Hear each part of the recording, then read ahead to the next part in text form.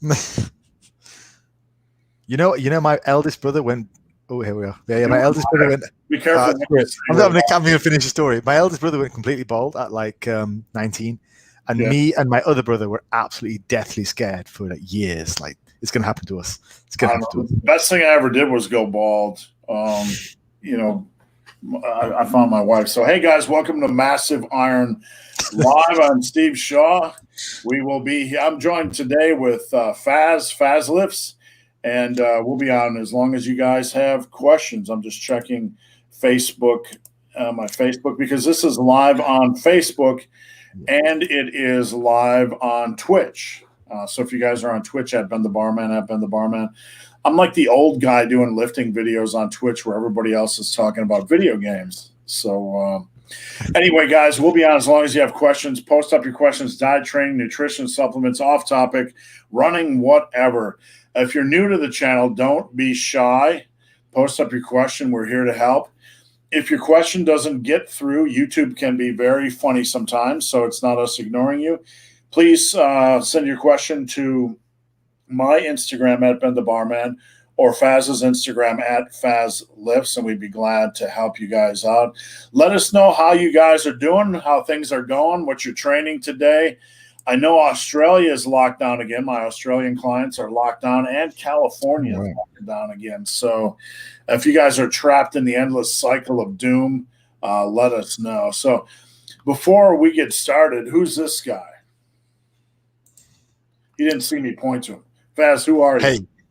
I'm Faz Lifts, long-time friend of Steve's, and it's nice to be on. A few of you were requesting me to be on the live, so I took some time out and I thought, what the hell, let's do it. So I'm here to help Steve answer some of your questions. So yeah, if you've got any questions, feel free to message me on at Faz Lifts on Instagram, or just message Steve, and we'll try and cover them. So I know a lot of you guys, so from my YouTube, and you guys have been amazing. I've had so much positivity there. So if you're not subscribed on there, go ahead and subscribe to me. That's Faz Lifts, and cool. One thing I will say is, Faz has been around since the Muscle and Brawn days. We never had a big monster following. We never were the biggest, but we always had a real loyal group of like a family of lifters, and that's kind of what my guys are like. They've been supporting you, Faz, which is nice to see. And at the end of the day, I'd rather have a smaller group of people that, feel like family and real lifting community than to have 200,000 people posting troll comments. So. It's funny because the atmosphere that on YouTube, it feels a little bit like the Muscle and Brawn forums. It's like it's so supportive, it's so positive, and I feel like I just want to carry on putting out some good content. So I've got a backlog of videos that I want to record based on things that people have asked me. So if you have asked me something, I will be getting around to it. I've got a whole list of stuff. I'm trying to pump them out as quick as I can. All right, so I'm going to jump into questions here real soon, but I just want to let everybody know I was trying to decide how to mention this. Faz, I have been lifting since 1986, and my first passion was bodybuilding. About 1997, I realized I wasn't going to get any bigger or stronger, really. At that time, I was moving 120-pound dumbbells for overhead presses, benching 430. That was my strongest. And, that was natural. I didn't, I was too poor to afford anything, nor did I. It was 1998. And around 2006, I found out about the sport called powerlifting. I went to work, and there was this guy who said he was into powerlifting, and he said after training they would eat pizza and drink beer. I'm like, well, this sounds like a nice change of pace as opposed to a protein shake and whatever post-workout. So that's when I found powerlifting. Since that time, Faz, I've done powerlifting and now endurance running. But the one thing, and this has a point for anybody watching, the one thing I've never done was taking bodybuilding to the limit for myself. I've excelled at powerlifting. I've excelled as much as I can at endurance running. But me and my wife are actually behind the scenes we're into bodybuilding mode. I want to see what I can do. My wife lost 100 pounds at the same time I was losing 100 pounds. So she's actually having her loose skin removed in October. And after you lose 100 pounds, you can kind of decide, do I want to keep it as a trophy or do I want to lose it? And she's going to have hers taken off. And I think I'm going to do it as well. I'm hoping the Arnold is around next year and I can be in the best shape of my life. I want to see what I can do, not to compete in bodybuilding, Faz, but just to see what my physique looks like with all the muscle at 12%. That's amazing, dude. That's my secret surprise. I don't talk a lot about training on my channel anymore, and I don't post a lot of workout videos, but behind the scenes, I'm doing more bodybuilding training than I've ever done. So that's it. That's my story. And that is very cool to hear. I've not heard that either. So it's very cool to hear. Awesome. Yeah, no, I didn't tell anybody. The only people I know is you two. All right. 3 Days Grace. Hello from a place other than Norway. Yeah, you beat Stein in today. Stein is usually first. I see him down the list. So 3 Days Grace, you win the game ball today. You get the game ball today for beating Stein. Brendan, for naturals, is strength more important than volume? Like, is it better to do low reps or high reps for size? Naturals, Faz, I'm just going to say this real quick, and I'll let you feel this. There's an unusual fascination with low rep sets for trainees during their first 3-4 years of lifting. And I tell people, first 3-4 years of lifting, build your base, build your muscle base, build your strength base, and stop doing the low rep sets. That's what I say in a nutshell. So, Faz, I want to hear your opinion on this. I mean, I agree with that, and I just kind of want to jump in and say that you're going to need to do the high reps anyway. Like, a lot of powerlifters are not just, it might come as a surprise to you, but powerlifters aren't just doing singles, doubles, and triples year round. Right. Like, they're doing the reps. They're doing the 5s. They're doing the 8s. They're even doing the 12s sometimes. So, yeah, you're going to need both. I had Stan Efforting on a couple of years ago, and we talked about the lost art of the off season. Like, internet culture right now is heavy singles, doubles, triples, singles, doubles, triples, and 5s. You know, 5s are volume. And Stan was a bodybuilder, so Stan and I talked about having an off season, then a peaking season. Yeah, and that's how I handle my clients. So, you know, 5s for me are low rep sets. To give you an analogy on a food analogy, it's kind of like the equivalent of your favorite influencer only ever posting their ice cream and pizza on Instagram. But the reality is the rest of the week, they're probably eating bland chicken or whatever else, just like the rest of us. So the bland chicken is your reps, getting your work in, getting the day-to-day grind done. Your pizza and stuff is your singles, which are good for Instagram. So don't be an Instagram lifter. You got to do everything. Yeah, one thing I do with one of the methods I use for a lot of my lifters is to start with a heavier first set. And the heavier first set is usually 5 to 7 reps. When they get to 7 reps, they add 5 pounds to the bar. That's kind of the progression indicator. And then from there, they do either 2 or 3 back-off sets, depending on how they feel that given day. And each back-off set is like 5 to 7.5% decreases for max safe reps. So we get in our heavier stuff. And this is always the way I kind of trained. And then we do back-off sets for more volume as you get fatigued. So that's just one way of doing it. But you need to get everything in the human body as strong as humanly possible from head to toe, and there needs to be a reasonable degree of volume. And Brendan followed up also, would you combine chest and shoulder, same workout at different days? It really depends on the structure of the program. That's more of a push-pull leg style program, and it has some issues that you have to consider. And it can be hard workouts. Faz, have you ever, back in the day, I did a lot of chest and shoulders on the same day, and it was a lot of compound brutality. Have you ever trained like that? Yeah, I think if you're going to combine any body part, it's probably shoulders, especially if you're doing the kind of workouts where you're not doing a lot of heavy pressing. So I know, like with Steve's example, if he's doing a lot of heavy pressing on his delt day, it's going to be difficult to put that in with chest. Like me, for example, I don't do a lot of heavy pressing. I do a little bit of pressing, and I mostly do variations of laterals and upright rows. So my delts, although I do have a delt day, at least I did up until recently, I could combine them onto other things. And typically I do better with higher frequency on them as well. So yeah, it's one of those where, Brendan, I kind of want to know a bit more about what your style of lifting is. Are you just like heavy on everything, heavy pressing, all that kind of stuff? If so, split them up. If you are more of a, like, I want to do my laterals and upright rows, which is fine, no judgment, and it works, then it's something you can tag onto other body parts. One thing I do now for my clients is if they want to do chest and shoulders in the same day, we have A-B workouts. So workout A is lead off with chest, workout B is lead off with shoulders. So you get some alternation, we get some exercise variety. In my day, I was an ignorant fool and didn't consider this. But what I would do is I would lead off with barbell or dumbbell bench, or excuse me, I would lead off with barbell or incline bench. Then I would do the opposite for dumbbells, dumbbell incline or dumbbell flat. And then I would go do seated dumbbell overhead presses. And this was back around 97, 99. I was training like this. By the time I got the dumbbell overhead presses, I was doing 120s for fives, and that was my third exercise. So my workouts were literally, my bench max around there was 430. I would crush bench volume, then I would crush dumbbell bench volume, then I would crush seated dumbbell overhead volume, and then I would go on to side laterals, some chest work, maybe some dips, and then I do heavy tricep work. So it's pretty intense workout.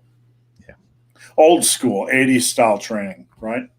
Mm-hmm. Timothy, hello from Denver. How's it going, Timothy?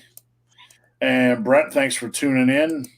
The Big Smoke, hello from the East. We need to know where you're from in the East, Big Smoke. East of the United States or East in the world? If you're east of the UK, then that's an interesting area. So, Faz, I'm sure Bilal follows you. I see him peeking in on what's his name? What's his name's YouTube or Instagram comments? Alec Alpha Destiny. So this guy right here has a great physique and he works hard. And I think sometimes he underestimates just how far along in the process he is. So if I was lean, me and you could compete, Bilal. I'd probably beat you a little bit because I'm older and a little bit wiser, but you got the mass to stand on stage. So we'd like hide your t-shirt or something, like Pump and Iron. What's that? We'd hide his t-shirt like Pump and Iron. Yeah. Stein, Norway sneaking in late. What's up with Norway? You got a national holiday, Stein, where you're busy getting tipsy or something? I don't know. Have you watched The Escape Room? Yeah, I've watched it, but it's been a while. I don't remember. Faz, you watch a lot of movies? I've not seen that now. Okay. The one that is new this year, no, I have not.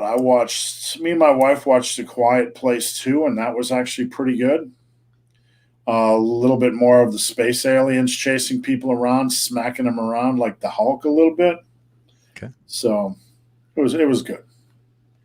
3 Days Grace. In my gym, max weight available on barbells. You need a new gym. Faz? Yeah, leave that. Don't waste your time. Find another gym. Time is a lot more valuable than a gym membership. Yeah, I'm not trying to be dismissive and sound like a smartass, but if you're 110 kilos a barbell and 15 dumbbell, you're not going to get a lot out of it. You can do some fancy rest pause, block training stuff, but let's be real here. That's you need to either go to college, get a better job, get a home gym, start one of those sites where you post your nude pictures, something to get in cash. I don't know. I'm not encouraging it, but I would do anything. I would find someone with a home gym. So I would do anything to get out of that environment. Yeah, I remember I trained for a while at a gym which didn't have a squat rack or a Smith machine, so I couldn't squat at all. And as much as, and this was when I was just starting out, and I'm not saying squats are necessary, blah, blah, blah, but like I needed to be able to squat and I just couldn't. And I was there for a few months and I just went backwards. So yeah, get your basic level of equipment down. I'm not saying you need any massive fancy machines, but the basics should be there. You might get a decent, chest workout, but legs and back is going to be difficult with that. When you're looking at dumbbell weight that's small, I mean, you're better off finding a backpack and loading it with tins of food and curling it or doing dips with it or whatever. At that point, you're forced to get a little bit creative to challenge yourself. So Yeah. I don't know where you live 3 days, Grace, but and I'm not sure of your age, but if that's all you have, yes, you can. I have a barbell and body weight workout that I put together, and you can get a lot out of it. I mean, you could do 10 rep sets on bench. Dumbbells, not so much. That's not a lot of dumbbell weight. No. You could get some. I mean, if all you ever did was 20 rep sets, 15 rep sets, 10 rep sets on squats, you'd probably be fine. You can get mileage out of there on rows. So I don't know, pull-ups, dips, push-ups, some body weight work. So Faz, regarding squats, before we move on, I find in the modern landscape that you have two types of squatters, and I want to hear your thoughts on this.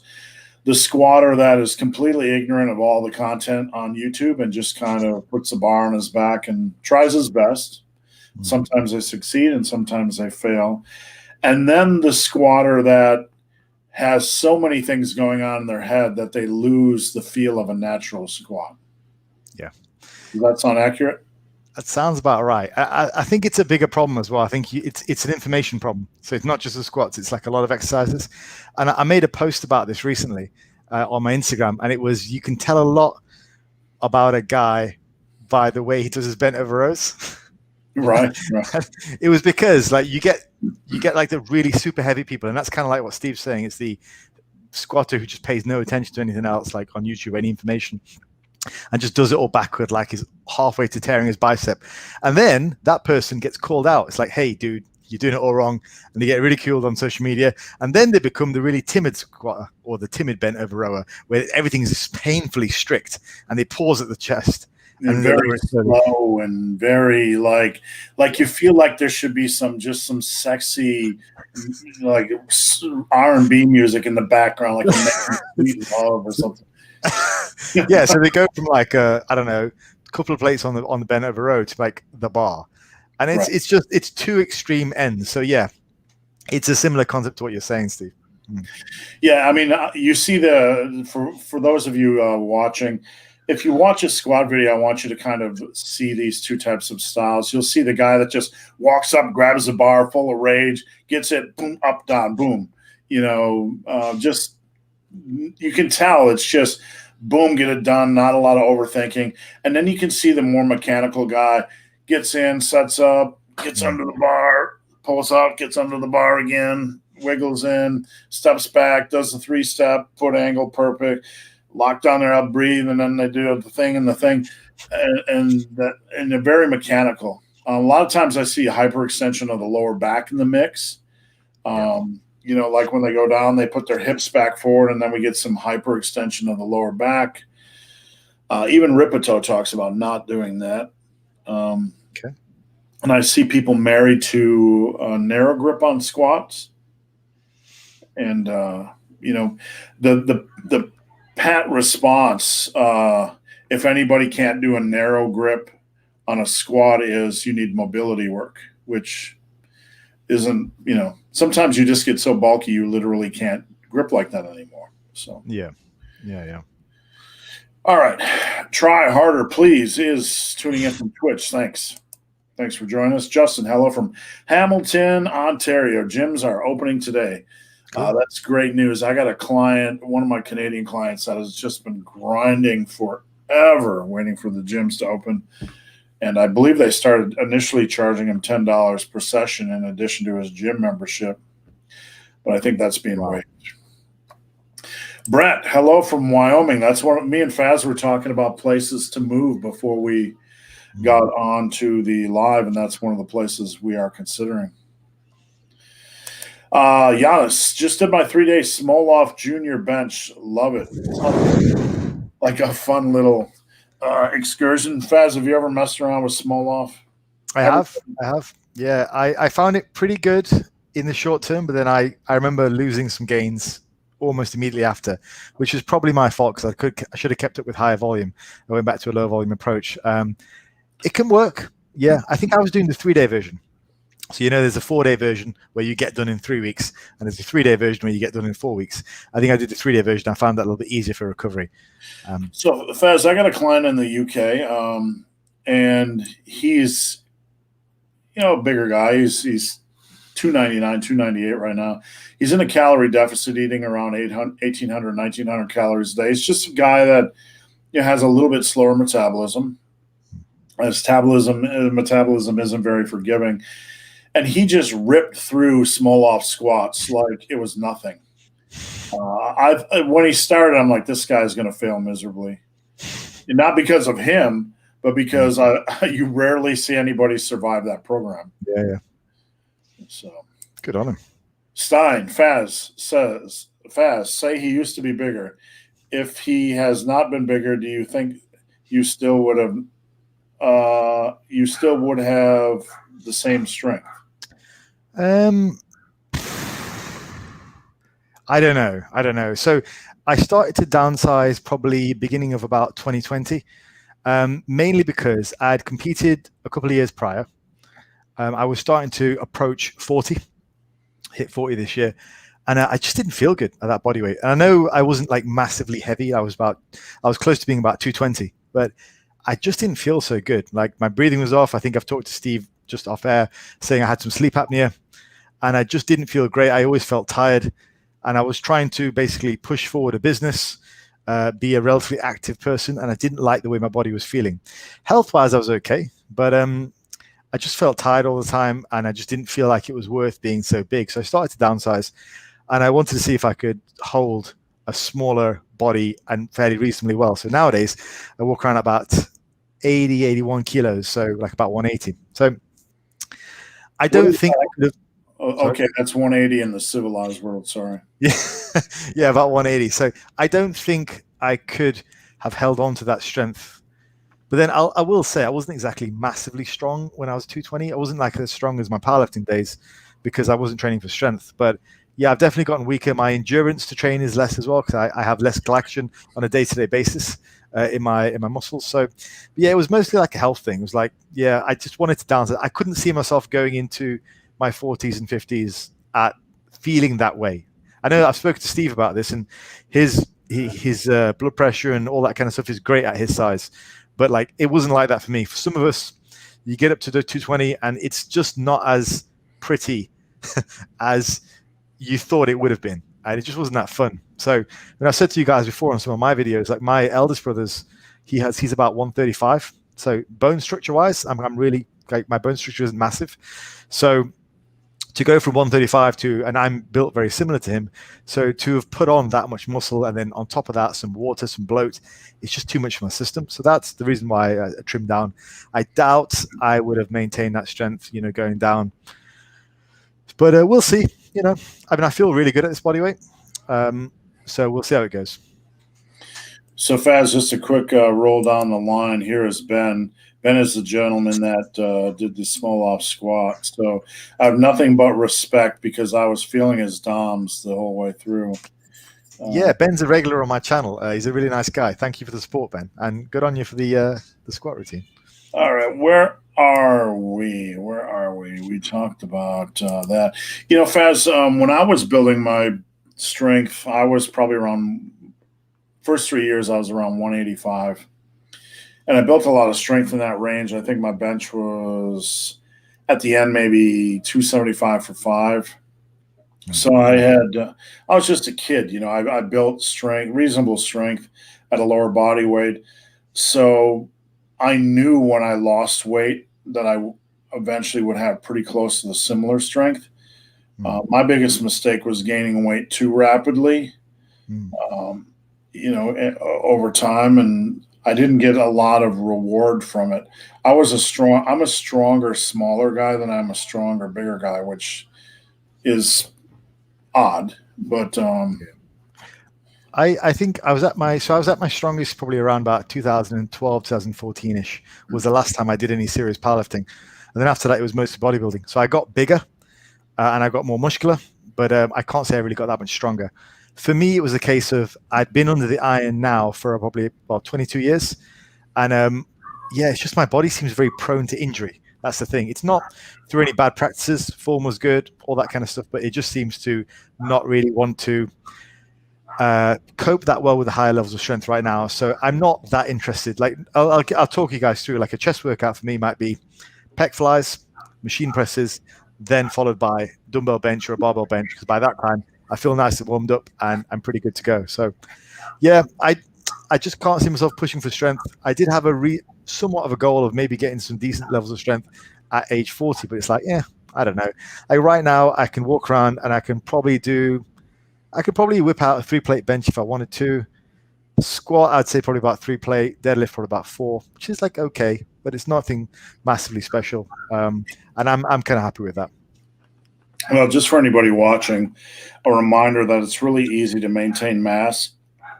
So, we have a video on strength standards, and when you mentioned that, you probably would be able to hit 315. Somebody in their head's going, well, how are you able to get the mass you have? It's really super easy to maintain mass. I mean, it's like basically, it's like to build the mass, it's pushing a boulder up a mountain. To sustain the mass, it's like pushing a marble around the room. A little bit of exaggeration, but that's pretty close to where it is. Faz, strength changes over the years. When I was 220 in 1997, 1999, I was benching 430. I was dumbbell overhead pressing 120s for 5s. I was at the height of my pressing strength. And no matter how hard I was doing all my volume and bodybuilding style training, no matter how hard I trained, it took me to get my weight to 346 pounds to get that bench press back. And that was nearly 20 years later. So just an interesting fact. Kent, one of my clients, no lockdown in Western Australia, back to normal. That's weird. They just sounded the lockdown bell and the sky was falling, and now you guys are out of it again. So that's good news. Steph, how's it going, Steph? Harut, hey gang, love the content. Thank you for tuning in. Robert Anthony, happy Friday. Same to you, sir. And hello from Minnesota, the state of the Minnesota Vikings. Anybody from Minnesota will know what I'm talking about. Anybody from Wisconsin will know what I'm talking about. Their football team is the Vikings, Faz. And from where I'm from, we refer to them as the Vikings. So that's about all I got. Shiv, you guys like football, soccer, what we call, and we like football, which is football, our little oblong ball. How's 10 by 10 5 day? Nah, I don't even need to read the rest. No way. We don't like 10 by 10 around these parts. Nah, I mean, you're doing too much volume on a few lifts. There is value in exercise variety, correct, Faz? Yeah, there is. Okay. I mean, anecdotally and also scientifically proven now. Right. The modern science, the current science we know is that exercise variety is a good thing. We're also learning that regional hypertrophy appears to be a reality where we once thought it was a joke. Mm-hmm. So there is value in doing several different exercises for each body part, maybe dips, bench, dumbbell bench, whatever. Yeah, we should touch on that for a second. So we're not just talking about something like the classic example is the leg extension, which targets more of the rec fem rather than squats, which target more of the teardrop and whatnot. We're not just talking about that, but I'm pretty sure what Steve's referring to is there is some evidence now to suggest that doing exercises like the preacher curl, which puts a lot of stress on the lengthen position, actually can contribute to regional hypertrophy. Is that what you're talking about, Steve?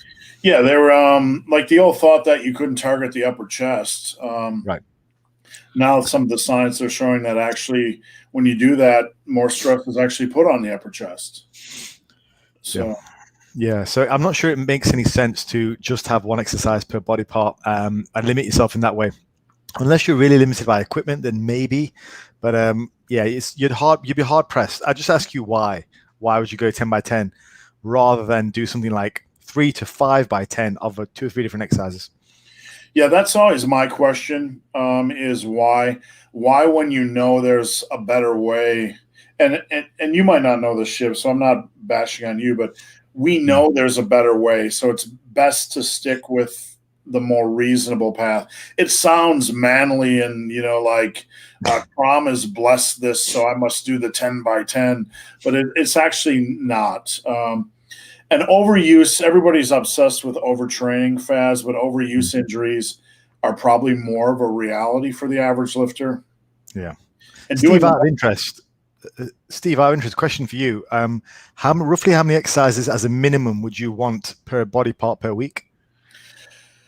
I would never do lower than 3. The way I train is 2 compounds, dumbbell, barbell.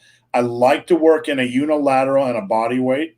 And then if I have any extra mojo after that, I like to do more of an isolation style. How about you? Very, very similar. Minimum 3. And I figure you can get in some good angles and also a good range of equipment and stimulus, which can lend itself to a wide range of sets and reps. So like, I don't know, biceps is a good example. 3 different kinds at least, because you want one where your arms are by your side, and you want another one where your arms are behind your back, another one where your arms are in front of you. And then potentially you could look at perhaps something with a unilateral movement.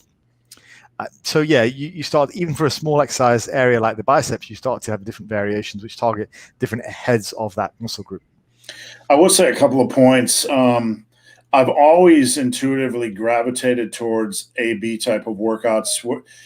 Even at my strongest at bench, I wasn't benching every week. I was rotating between bench and incline bench. I mentioned that earlier.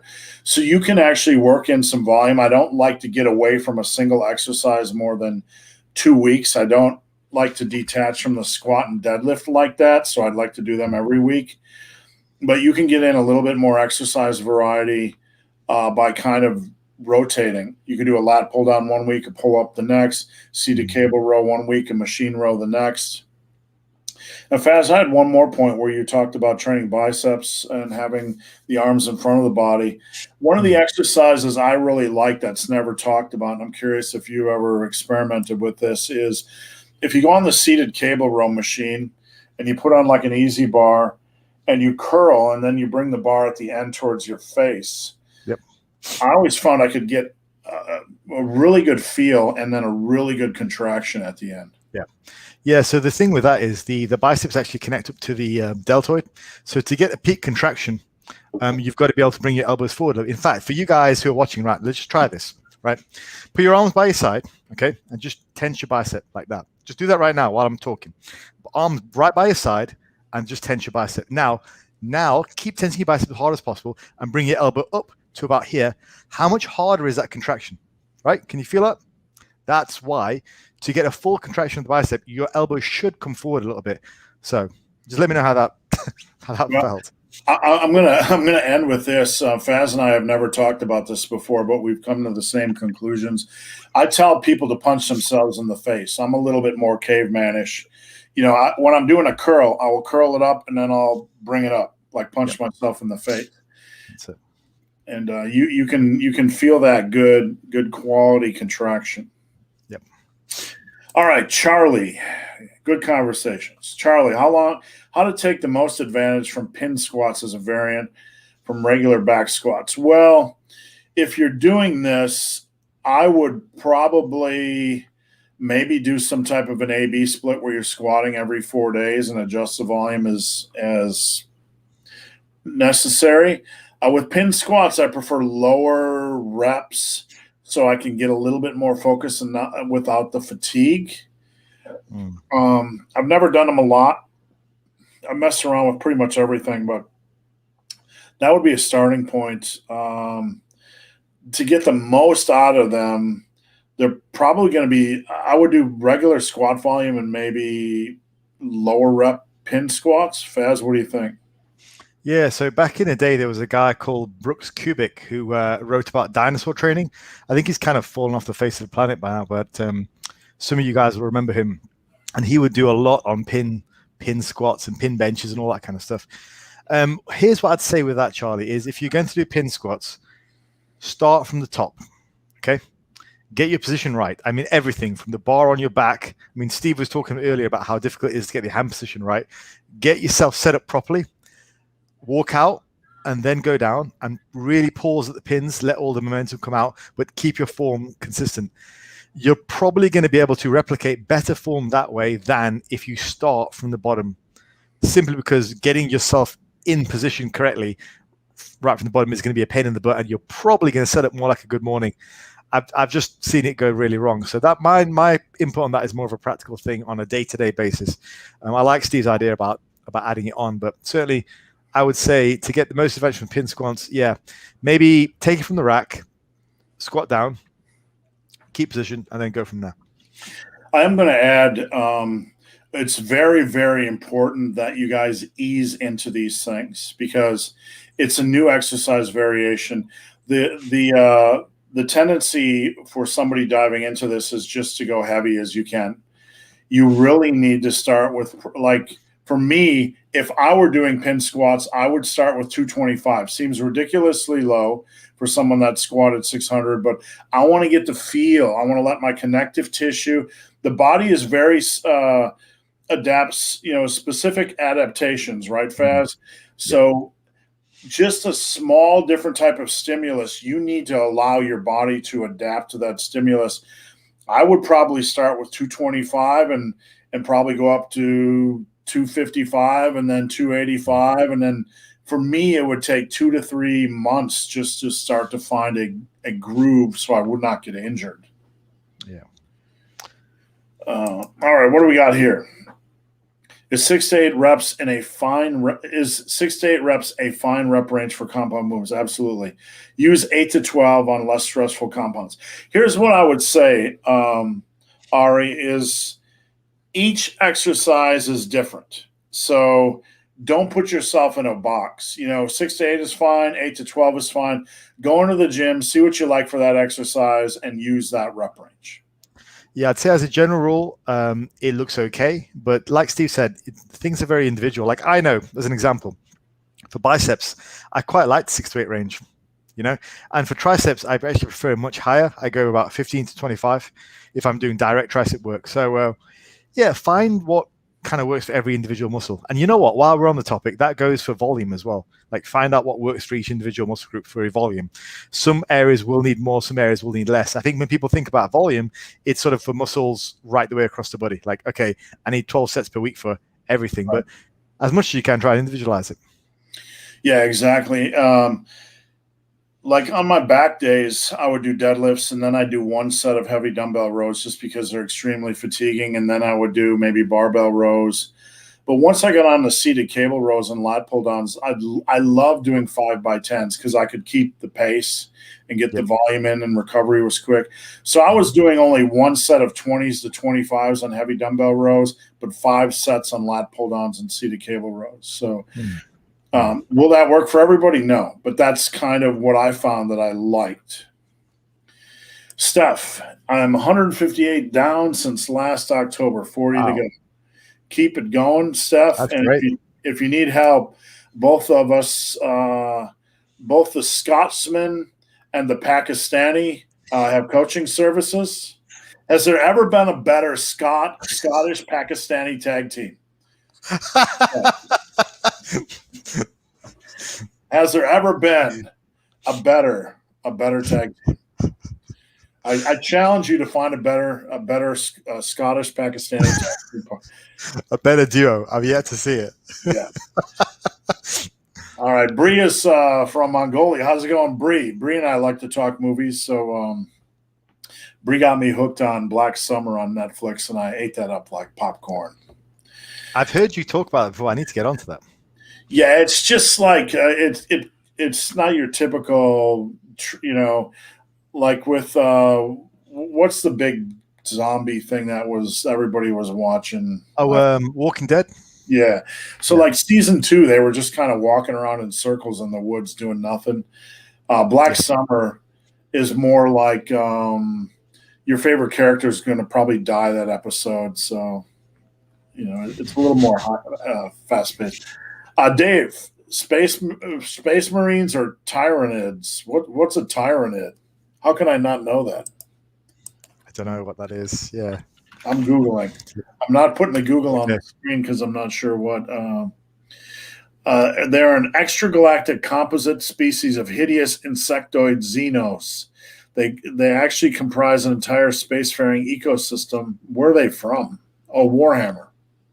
I'm seeing stuff to do with Warhammer. I mean, I am a bit of a nerd at heart, so I quite like that. But I've never heard the term. I'm Space Marines all the way. Aliens too. Come on. Was there a more badass ensemble of? You could just watch the first 30 minutes of Aliens 2 over and over and over again. It's just classic. So, Faz, do you like Aliens? If not, I might have to remove you from this channel. Yeah. I'm a big fan. I was just about to do the line from what was that guy? Game over, man. Game over, man. Game over. Love that. Yeah. You know what a badass female character as well. What a badass female lead. I mean, that was true badass. You know. Yeah. We need more of that. Faz, I gotta say, like in this day and age, a lot of people are like, I see a lot of people applauding, like she's a strong female character, and you know like. Back in the day, we had tons of strong female characters. Yeah. Sigourney Weaver was a badass. She was the ultimate badass. She was the badass. She was probably an action hero, the first, like before Stallone and before Arnold. Yeah. She was awesome. Like that's what you need more of. Right. So I don't know. We always had strong female characters. Like Princess Leia wasn't, weak. She was a strong character. I don't know. There was always a lot of strong female characters. I think in this day and age, we just like to make a bigger deal out of it. Well, do you remember they redid Ghostbusters, right? And there was all female cast. And I just think like it wasn't that badass though. Like Sigourney Weaver outdid that, and any number of female characters from the 80s and 90s, they outdid that. So that's what I want to see more of. Yeah, more badass stuff. Yeah, and the posturing, like Sigourney didn't need to be tough. What you do defines your character rather than how you posture. Yeah. So I don't know. If you guys have another classic female badass character that you like, from the 70s or 80s or even 90s, let us know. See who we forgot here. Robert Anthony, I wish loose skin was covered in Canada. Unless there's a medical reason it's not covered. It's a shame because there are some things medically, there are some dangers that can come from loose skin. But if you're somebody, I got some clients, some guys I'm working with that have lost over 150 pounds, and man, they need that surgery. I wish there was some kind of funding or help for these types of folks. FK London, first time attending your lives. Thanks for tuning in. Have you guys recovered from the football loss yet? Barely. Barely. Although you know what, it was a good tournament. Where it was good. It was a big shame in the end, but I was happy that everyone was just focused on the football for at least a few weeks. It was cool.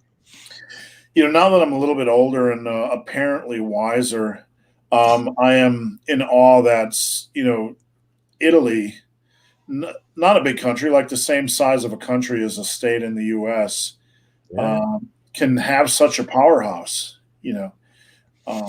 They were unbeaten for like 35 games, roughly 2.5 years. I mean, that's one hell of a record. Especially in, I hate to call it soccer and offend you guys, but where the scores aren't extremely high. It's like hockey. Yeah. To win that many, it defies odds and statistics, probabilities. Yeah, very competitive.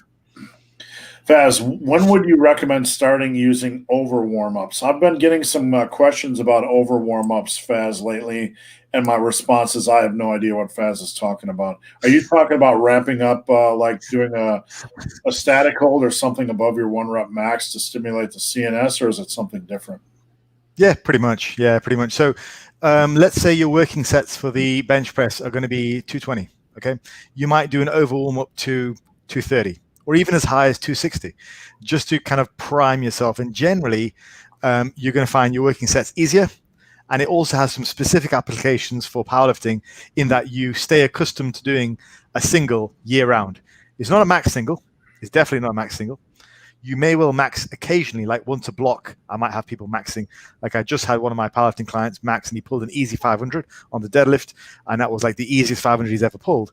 So every now and again, you might use this as a testing measure, but you use it before your working sets. But to be clear, the working sets are what builds your mass and builds your strength, like you and I discussed earlier, Steve, with the reps versus, singles and low reps. So yeah, basically you just warm up and you go right up to a top single, which is a little bit more than your working sets, but it shouldn't be a gut buster. It shouldn't even be that difficult, for the most part. Most of the time, it shouldn't even be that difficult. Now, in terms of I wouldn't have a beginner doing it. I would say intermediates for sure, or if you have specific powerlifting goals, but you definitely need to make sure your form is solid. So that'd be my one proviso. Faz, if we rewind time, I believe we used to discuss this at Muscle and Brawn. Yep.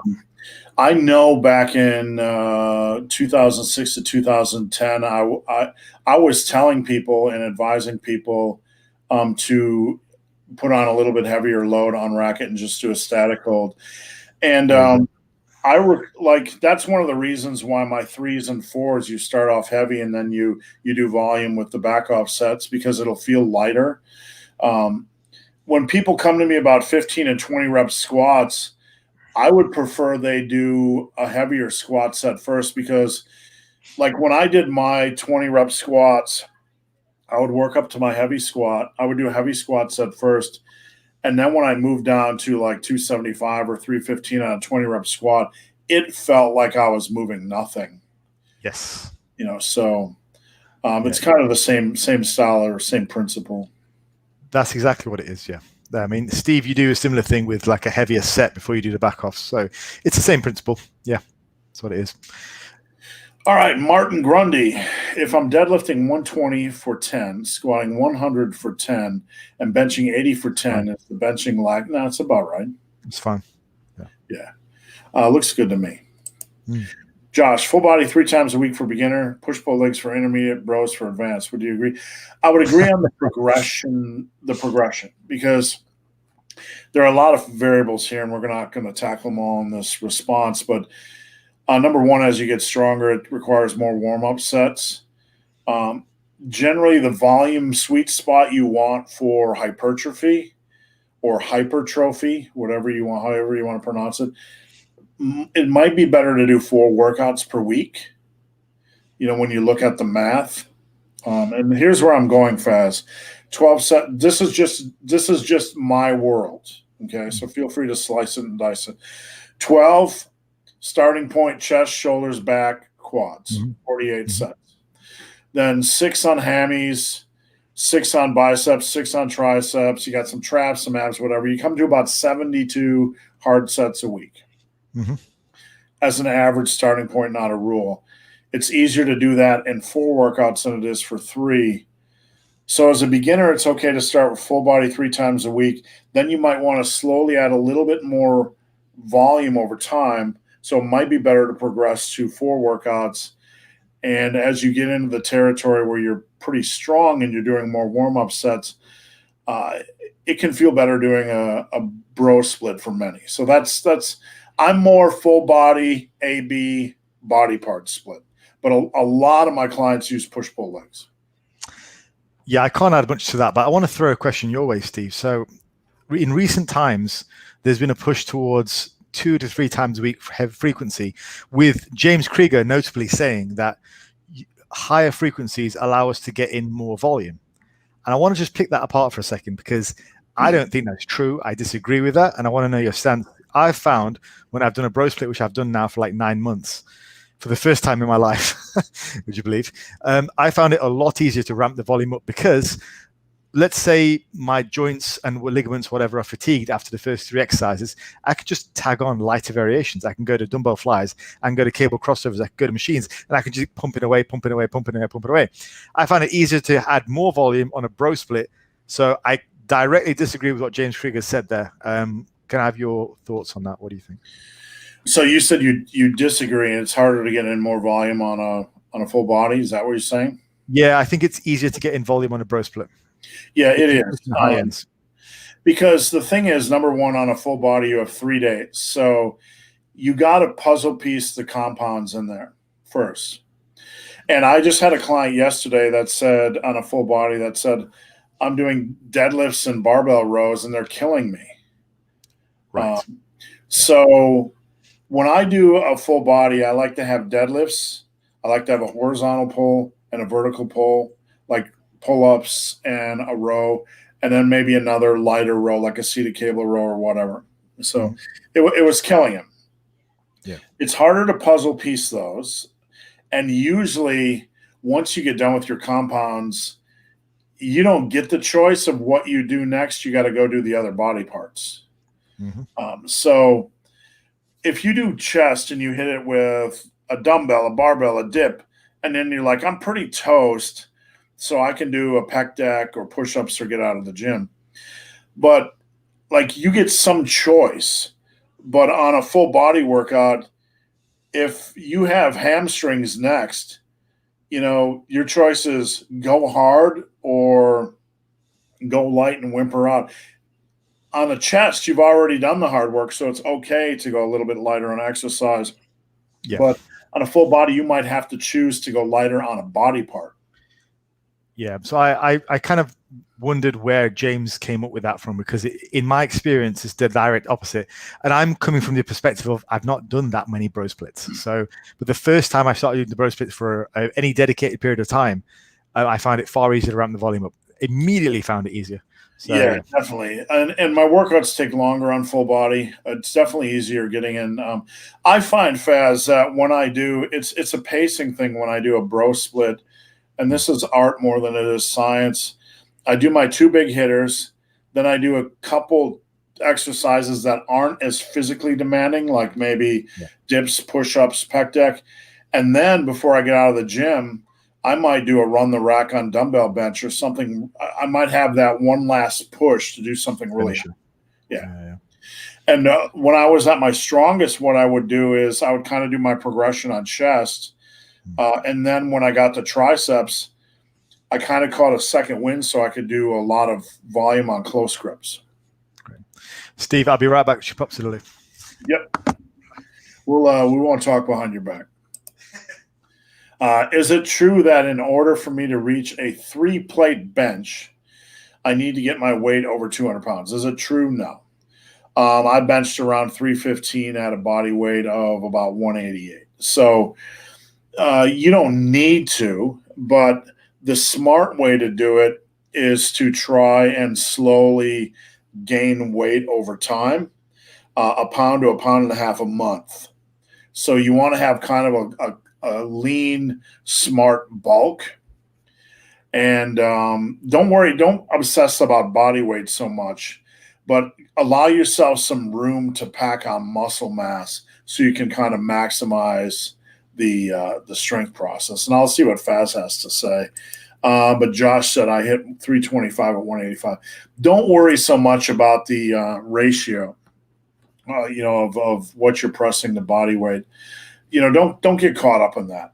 Get caught up in trying to maximize muscle, trying to maximize the process and let your body weight fall where it does without doing a fat bulk, because we don't want to get you fat. So Justin said, I got to 300 by 8 on deadlift, but my form isn't where it should be. How do I implement technique work while still pushing myself? You have to work on deadlifts while pushing yourself. The tendency to backtrack, deload, reload, unload, it's easier to do form at a lighter weight. What I do in my coaching services is I keep people at the same weight, but we work on a form cue. So we try to be safe. So I see a lot of people trying to work on their, like, a lot of people will be at like your level, Justin, where they're doing 300 by 8 on deadlift. They know their technique isn't right. So they'll be like, I'm going to unload, deload, reload, whatever, and work on form. But the question is, what are you working on form? Do you know what you're working on form? Or are you just unloading the weight saying you're going to work on form? Most people don't know what they're working on. They're just kind of locked. So they lower the weight and they're like, they repeat the pattern. They never improve form. They never improve strength. Faz, what do you think about that?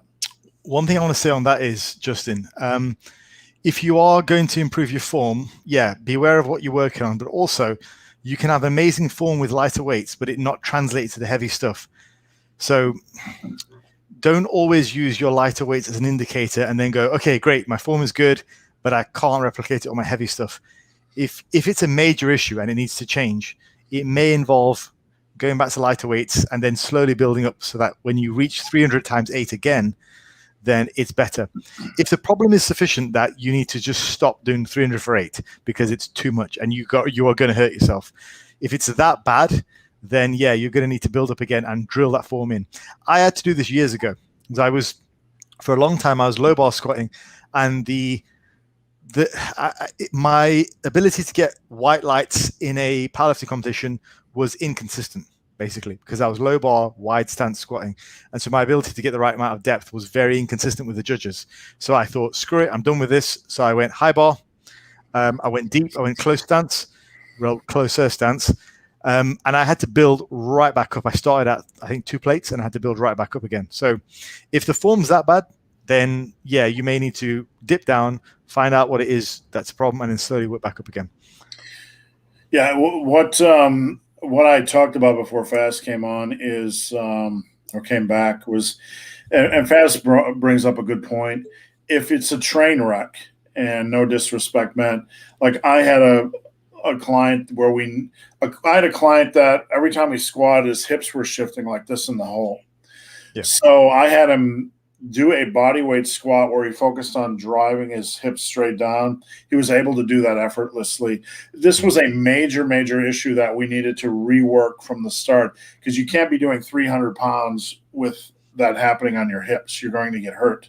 Yeah. So in that case, we're building it up from the start again. In a case where somebody's squatting and the bar is just moving a little bit forward, that's a little bit different. So that's something we try to fix under normal loads. It's not, it doesn't look like it's going to get you injured. Same with deadlift. So if it's a minor thing, usually it is a minor thing. People have the bar too far forward, or the bar is moving while they're deadlifting. Their weight's not on their heels. They start with their hips too low, and then their hips rise when they pull. They start with hips too high, and then their hips rise a little bit more when they pull. Deadlift for me is a little bit easier to dial in. So, Justin, don't hesitate to send me a video on Instagram. I'll give you 1 or 2 form tips. And Lee, loving your channel, Faz. Great info. Hey, thank you very much, Lee. Appreciate it. Yeah, you guys have been amazing. Actually, the support has been fantastic. So thank you so much. All right. Hey, big hairy ugly dude. When I do hack squats, I kind of feel like my lower back is being used more than my legs. And I'm starting to feel it now in my lower back. What I get the sense is happening is that you are going way low and your butt hips are coming off that pad. And I could be wrong. But Faz, on the deadlift or the leg press, when you go so low that your butt starts to come up, it's kind of the same thing. What are your thoughts on it? Before you answer that, Faz, my wife's in here with a present. A sexy man present. Oh, somebody drew the age on there. Can you see that? They wrote the. Is that better be on the tape? This is the complete 1969 set of Iron Man magazine. That is awesome. Hey, babe, would you mind grabbing me another bonus? I'm around a while. All right. So, Faz, what are your thoughts on this? Now, my first thought was that he might be referring to the old school George Hackenschmidt barbell behind the back hack squat, which would make sense, and that because you have to be bent over to pick it up. I would just say stop doing that lift because it's a disaster. If that's what you're doing, I mean, if it's not and you're doing a machine, then Steve's advice applies, and that's what I would say as well. But yeah, again, I mean, don't be send me a form video. Send me on at FazLifts on Instagram. I never thought of that, Faz. I'm sorry, I didn't mean to interrupt. I never thought of that because so few lifters actually do that. Yeah. We have a special guest in the studio. You have to say hello. Mr. Bubba Sausage. This is my buddy pal. He's got the commando uniform on. In case I like it. He's a soldier boy. Yeah, he's a soldier boy. There we go. Come here. Thank you. My wife bearing gifts and bodybuilding magazines and bonus cans. She knows restocking after an hour. So yeah, that's one of the lifts, Faz, that you might not be built for. I could never really get into position with my limb lengths. Nah, couldn't. No. Richard from Scotland. Thanks for tuning in, Richard. Hey, Richard. You're right. Have you seen the new Athlete X video? Is there a new one beyond the one I raged over yesterday, or the chest exercises one? Yeah, we both made a video about that directly or indirectly. Yeah. And like I said on the video, in general, like it's pretty positive. He talks about some good stuff, but I picked up on the dumbbell fly thing, as did Steve. That you don't do flies like that. It's just not how you do them. You want your elbows a little bit lower. And I guess what kind of triggered me a little bit was he was ragging on Arnold, right?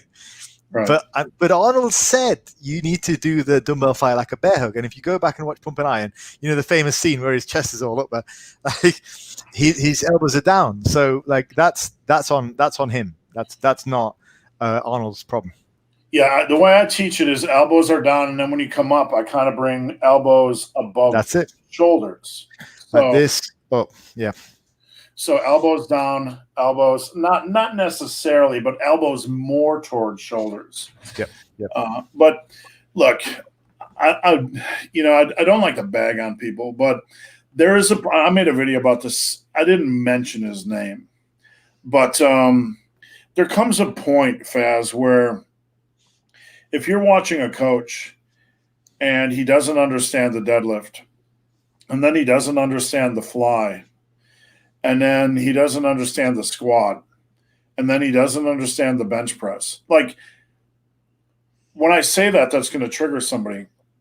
But the way a strength coach understands these lifts should be up here. And the way the average lifter understands these lifts should be here, because the lifter's still learning, where the strength coach is the sensei, right? So when you see I'm sorry, Faz, to interrupt, but one more point. When you see a deadlift, you can see like his weight's not on his heels. Or when you see a squat, you're like, because of his limb lengths, he probably should be low bar or high bar, right? Yeah, I was just going to say it's no coincidence that as soon as me and Steve saw that video, we immediately identified the dumbbell fly straight away. Eyes are immediately drawn to it, right? It's the first thing on a video. It was obvious. Yeah, and I didn't really dive into the rest of the video, because the second exercise was don't do the standing chest press. And I'm not going to go into full WWE mode, but no one does that exercise. So why is that the number 2 most? I've never seen anybody do the standing chest press other than Athlete X. That's weird. So I don't know. It is what it is. It is what it is. I have friends who know him. He's a good guy, but I know he's a strength coach, but he's not a strength coach. Does that make sense? It's a YouTube strength coach. He's a strengthening coach. Well, he was a coach for the New York Mets, so that was a pretty prominent job. Now looking to build more muscle.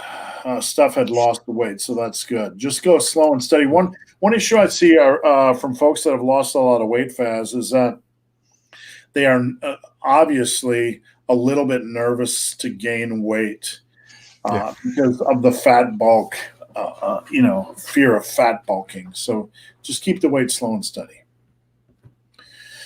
Stuart Davies, hello from England. Enjoyed the Athlete X critique from you both. Thanks for watching both of the videos. Thanks, Stuart. Appreciate that. And Chris Vargas started to bodybuild at age 42. Any tips? Oh, starting for getting started. Faz, I'll toss that your way. Since I think you're in a great time, dude. Like I don't think you need to do a lot of what we pitch towards older lifters is not aimed at you right now, because you are fresh. Your body is fresh to lifting. Like, you don't have the elbows and the knees and the whatnot else like me and Steve do. You're good to go. So like, as long as you don't have any chronic, injuries and stuff, then yeah, you're fine. Like, a lot of that stuff doesn't apply to you. Just go into it with your eyes wide open, go into it with high expectations of yourself, right? You should still be able to hit some really good numbers over the next 3 to 5 years. So you have got it all to look forward to, my friend. Like if you play this right with no fear, yeah, you've got a great 3 to 5 years to look forward to. You can make a massive transformation. Do not limit yourself. Like, no, and I'm not saying you are, but you mentioned your age. So I just want to say, like, treat yourself like any other beginner. You don't know what your potential is. You never know. You might be turning around 5 years from now, like the next biggest thing to hit YouTube, because you look amazing. So, yeah, I mean, you're starting off. You got all the potential in the world. Give it a good shot. See what happens. My best training years were my 40s until I literally reached 49. It was the most enjoyable, satisfying training years. I was my strongest. I was my biggest. I was smarter than I was as a kid. And the basics, just start with a moderate volume. Start with a reasonable. Don't overdo volume. Don't overdo exercise selection. Get your legs under you. Be smart. Don't be over reliant on barbells. That doesn't mean don't use barbells, but get your machines in there. Get your dumbbells in there. Get strong on them. I would always use barbells as kind of the lead off for a couple, 2, 3 sets. And then the majority of my work was not on barbells. So don't be tethered to the barbell cult, Yeah. Have a my advice would be also, just to tag on to that, I made a video just the other day about how to make your best progress. And I would recommend having a watch of that, because you're older. Use your patience, use your wisdom. You're not like a 18-year-old whose head's all over the place, like a spring chicken. Like, use your wisdom to actually systematize your training and work in like I work in blocks, but have a system whereby you evaluate what you've done, what worked, what didn't, and try to build up a repository of information on you. You've got the wisdom of, like, you're not, some dumb kid. So like, you've got that wisdom, so use it. Yeah, don't fall into the pit that you see a video on YouTube and all of a sudden you have to change your rep range on barbell rows. Learn what works for you and have a reasonable progression approach and follow that.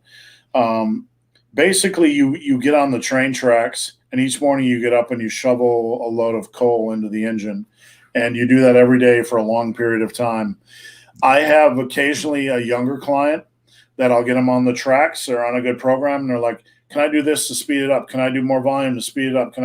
No, you got to get on the tracks. You got to listen to what's working for your body on that specific lift, and you have to shovel coal every single day. Just continue and trust the process and nail your nutrition. Nutritional inconsistency. One thing that triggers me, if I can use this word, is folks that are very dedicated to lifting but make excuses. It's more, Faz, making excuses for undereating. Yeah. So there's no excuse to undereat. I got something outside of my office rolling by. There's no excuse to undereat. Cheese, sour cream, heavy cream. There's many ways to add a few hundred calories to your diet. All right. Adonis Danny, how to deal with chafing between the thighs when legs are getting bigger. You got to switch sexual positions every now and then, Adonis. Are we talking her legs or your legs? Okay. Talcum powder, my friend. Talcum powder is your friend. Yeah. I got this stuff that I started using, Faz, when I was running.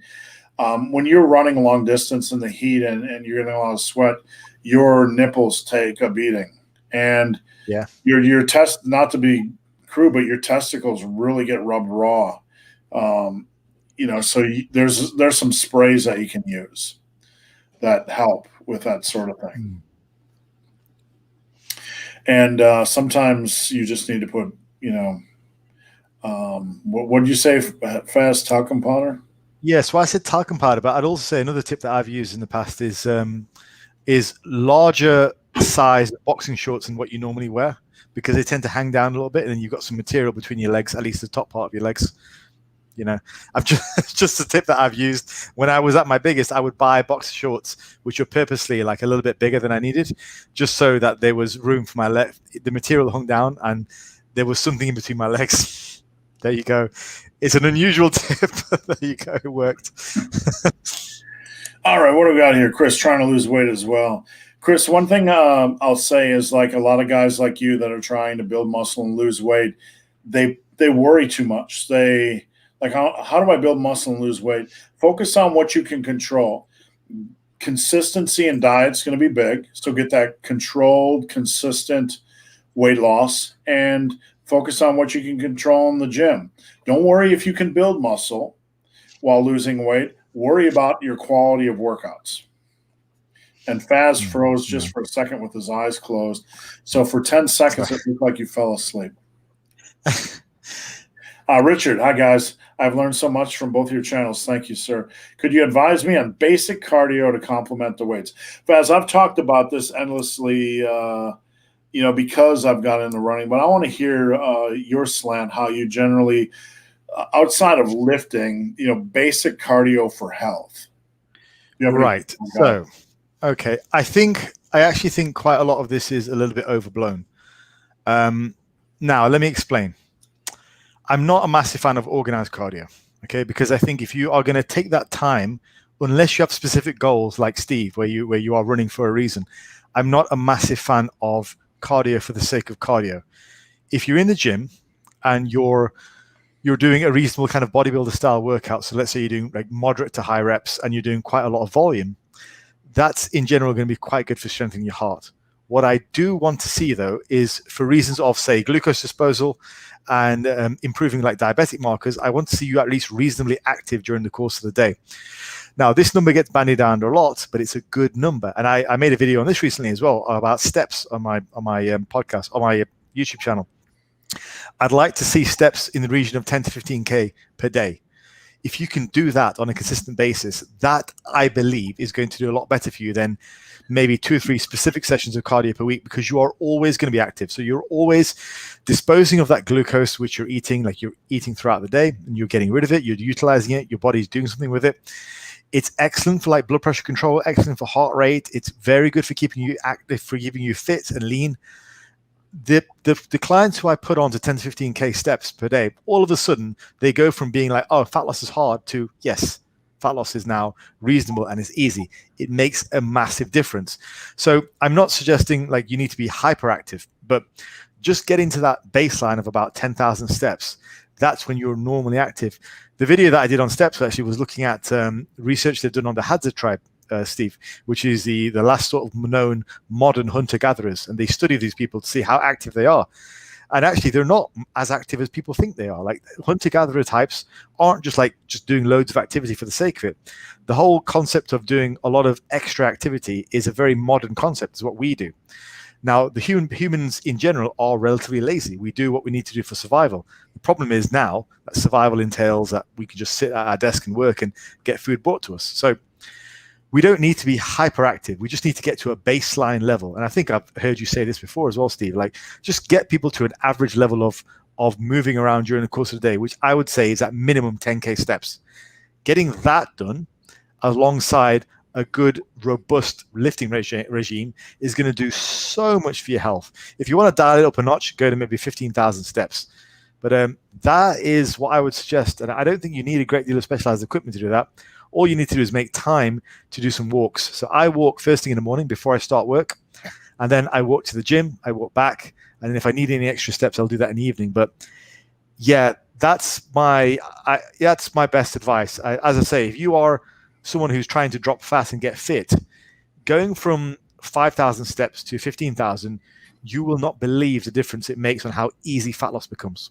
Yeah, fat loss, Faz, is often boiled down to calories in, calories out. But anybody that coaches finds that when you deal with somebody that's super stagnant, it's almost impossible to get them to lose weight consistently because they're not moving.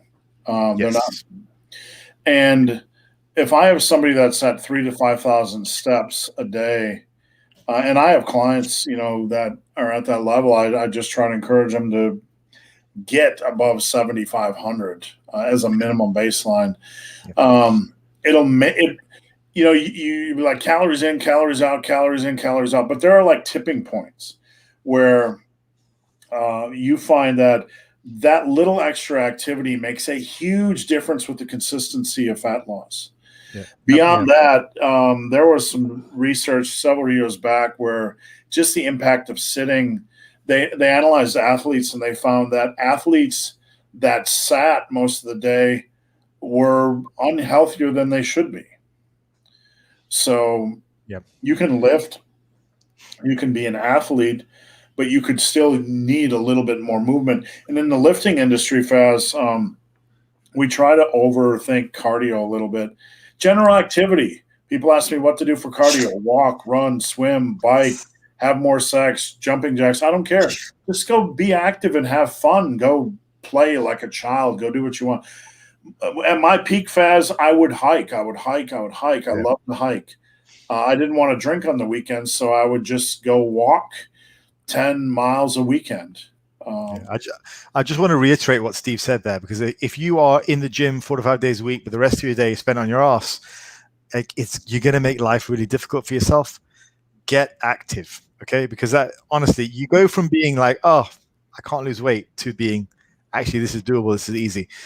That's what I would say. And in general, if you can get your weight under control, if you can drop, say, 20 pounds, you are going to be a lot healthier. Your blood work will show that. And Faz, some excuse the noise here. I was just reloading. Some people want numbers. So for those people, if I get somebody that's super stagnant, I will tell them, make sure you move for an hour a week. That doesn't sound like a lot, but somebody that sits at a desk all day long and never walks, that's a big step forward. Elliptical, walking, whatever, swimming. So on and so forth. Not yoga. I see a lot of the whole 10K steps thing. People get down on that as well. They start talking about, well, the 10K steps was just brought on by, it's the Japanese symbol for a walking man, and that's why it became popular. It's like, yeah, okay, we all get that now. We all have access to the internet. Okay, we're all wise guys. We understand the origins of the 10K steps. It doesn't mean that it's not a useful number. It's still a useful number. Like, it's good as aim. Like Steve said, you can always start slow. You can start at 7,500, get there. Just build up a little bit, and you'll just see the effect it has. It just makes things a lot easier. What I do tethered to a desk is I have times where I get up each day and make sure I have a park next to me, a small park. I make sure I walk the dog around the park, and it sounds trivial, but if you can get in extra 500 steps here, there, and everywhere, it does make a difference. Steve's been convincing me to do that. Every hour, just walk around for 10 minutes, and it's something I need to take on board. So, yeah. Right. Danielle, one of my clients, if you program 100 rep lunges at the end of a workout, is the goal to complete 100 reps on one set. What I typically be careful getting into, these are rest pause lunges, and I give these to a lot of my clients. I want them to ease into these, because you don't want to, you could be at rep 50 and then all of a sudden you could sport one of your hamstrings. So ease into things. I always did them rest pause style. So this is one of my finishers, Faz. I would either do 100 rep lunges, 50s each leg, or I would do box jumps supersetted with lunges. Oof, nasty. So, I actually had another YouTuber tap out of this workout. True story. But yeah, be real careful with those. Ease into them, the rest pause style. If you get to 50 reps total and you need to stop for 5 to 10 seconds to catch your breath, that's okay. It's not a competition. Yes, Beef. Have you ever had an experience with hemorrhoids? A couple times. No. I don't know. They just kind of came on during my lifting career. Once during my running career, yeah. They're not fun. I've never had a severe issue with them. Just had to put on, the little Vaseline on the thing and keep driving forward. If they're a major issue, seek professional help, because that's way out of my lane. Roberts, training calves, I'm finding growth is limited if I do not train them multiple times a week. Okay. First off, I'm going to lead and then I'll have Faz chime in. The soleus, okay? One of the best tips I've learned is to do seated calf raises and make sure you are doing a 3-second up, a hold at the top, 3-second down. You can do seated at home. You can put a barbell on your knees. You can do them at the gym, but you also have to be focused on progressive overload. So I start my clients with 2 sets of these at a tempo. Now, I don't generally do tempo work for programming, but from all the experts I've seen and then implementing this, I had a client in Germany with stubborn calves gain an inch in 4 months. So it's a good way to attack things. Calves have a limited range of motion. We need to kind of get a little bit more time and a little more tension and a little bit more focus on progressive overload. Any tips to add, Faz? Yeah, so a couple of things. I did a video on this a while back, but there's a couple of tips I want to give you. Firstly, to answer your question, like the makeup of the calves is a little bit more slow twitch. So they are designed for that. There are minor differences in certain muscle groups, like chest, biceps are a little bit more fast twitch.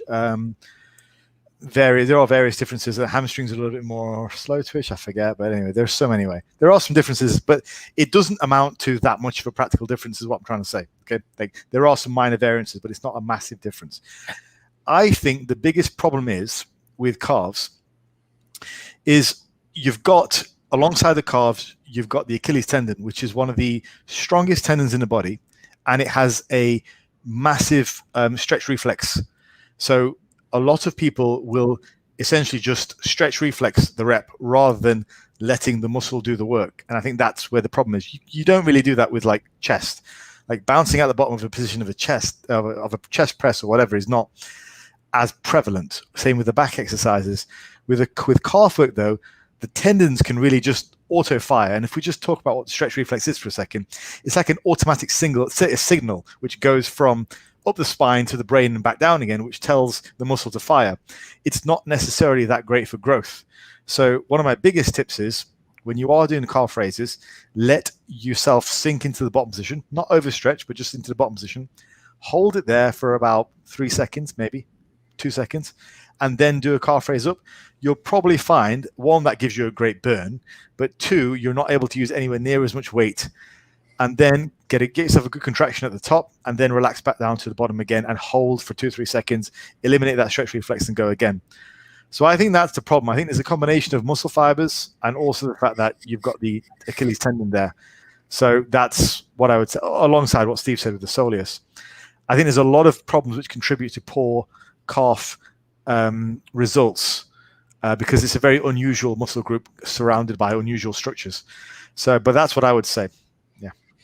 Just as a final point, I want you guys each to answer this honestly. When's the last time you were in a gym, saw somebody training calves with the intensity of the bench press? So a lot of this simply is foundation, a good plan, some progressive overload, consistency, progressive overload, and a good plan. And patience. Not a lot of people attack the calves like they do their favorite body part. So Schoenfeld did a study on this, and it was he found consistently better results with exercises you do first in your routine. But there aren't many people who lead off with calves. Calves typically tagged at the end of a leg workout, end of like a delt workout alongside abs. So yeah, if you really want to get good results, maybe just put them at the start of the workout for a while, see how that goes. It's okay to do that because you can go intense on calves and then, you can hop over to bench and you'll feel pretty normal. I mean, it's not super fatiguing. This is Ben who did the small off. We're about an hour behind questions, so that's how we're doing. Faz, you good on time? You still have another hour? I'm good, but yeah. Let's move it forward. All right. I've unsubscribed because who has the time to be pestered with a few hours chat? Yeah, I don't. I know Faz doesn't, so we're just going to quit now. Yeah, that's it. Thanks for watching, David. Thoughts on training 6 days, week 1, 4 days, week 2? That's fine as long as you have a good structure. I mean, most of my schedules for my clients are flex schedules. Okay, so I don't care if you train 3, 4, 5 days a week as long as you're consistent and rotating between the workouts the way we have them set up. So as long as your schedule makes sense. Faz? Yeah, I mean, base it on recovery. You know what? I train 6 days a week simply because my job is mostly an office job, and I don't get much activity if I don't. So, as part of my overall sort of goals for health and whatnot, yeah, I train 6 days a week. So it can Yeah, work. I do. And Base it on your lifestyle. a lot of people tell you not to, but if you sit a lot like we do, I mean, I like to move every day. Yeah, right. It's 30 to 40 minutes. My workouts, I don't do a lot these days, but I'll go do chest and then go do triceps the next day or something. Mm-hmm. I'm a skinny dude, soaking wet, not a lot of muscle. Should I be worried about gaining weight? Yes, you do not want to gain weight too rapidly. Watch my videos on bulking. You want to gain about 1 pound to 1.5 pounds a month, and you got to be patient and get stronger while you're doing so. Do not fat bulk. Do not get up to 185 in 2 months. There's no benefit. Faz? Yeah, dude. Firstly, admire the fact that you're intent on gaining weight. That's great. Like, cool. But there's no benefit to pushing it up. Like, just maybe your friends are like 175, 185. Forget it. Stay in your lane. Gain, 1 or 2 pounds a month, like nice and slow. Within 5 or 6 months, you would have been in a surplus for half a year. That's great. Imagine what it's going to do for your strength. It's going to be easy. So imagine where you can be a year from now. Let's say you gain 1 or 2 pounds per month over the course of a year. You could well be as much as, 18 to 20 pounds up. Great. That's going to make a massive difference. And assuming your strength goes up alongside that, you'd be an absolute stud in a year's time. So yeah, just don't be in a rush. Richard, Sly versus Arnold. Whose movies do you prefer? I don't know. You got some big hitters in both camps. Rocky is timeless. In 20 years, it'll still be an amazing film. And then Arnold, I don't know, Predator, just some movies that are classics. Sly has a lot of bad movies. Okay. Yeah, it does. Where even Arnold's modern movies, might not be the same old action stuff, but I like them. Yeah. So I gravitate towards Arnold more than Sly overall. I kind of feel like I have to say Sly, there's going to be a lot of comparisons. So you like him a little bit. So that's it, exactly. That's it. I've been getting him for years. So I would say Sly, but also I'd ask you, Steve, do you think, it's the eternal question from the 80s, do you think Jean-Claude Van Damme deserves to be in this comparison or not? Man, he was a big hitter back then. He was. Yeah. I don't see why not. I mean, he back then it was, I think back in that era, people watched him and Sly more than they watched Arnold. Yeah. I mean, Arnold was an amazing film. Arnold kind of picked up steam, but I think I would like to look at the numbers of the movies, but I don't know. It probably was close. Yeah. What's your view on machine belt squats? Love it. Some of them are ganky where you have to, it's harder you have to get in a low position to get in, and start from the bottom, and the first rep can be hard. So it depends on the machine, but if you have a good machine, I'm all for it. If you've got access to belt squats and true squats, use them. In my opinion, they're great.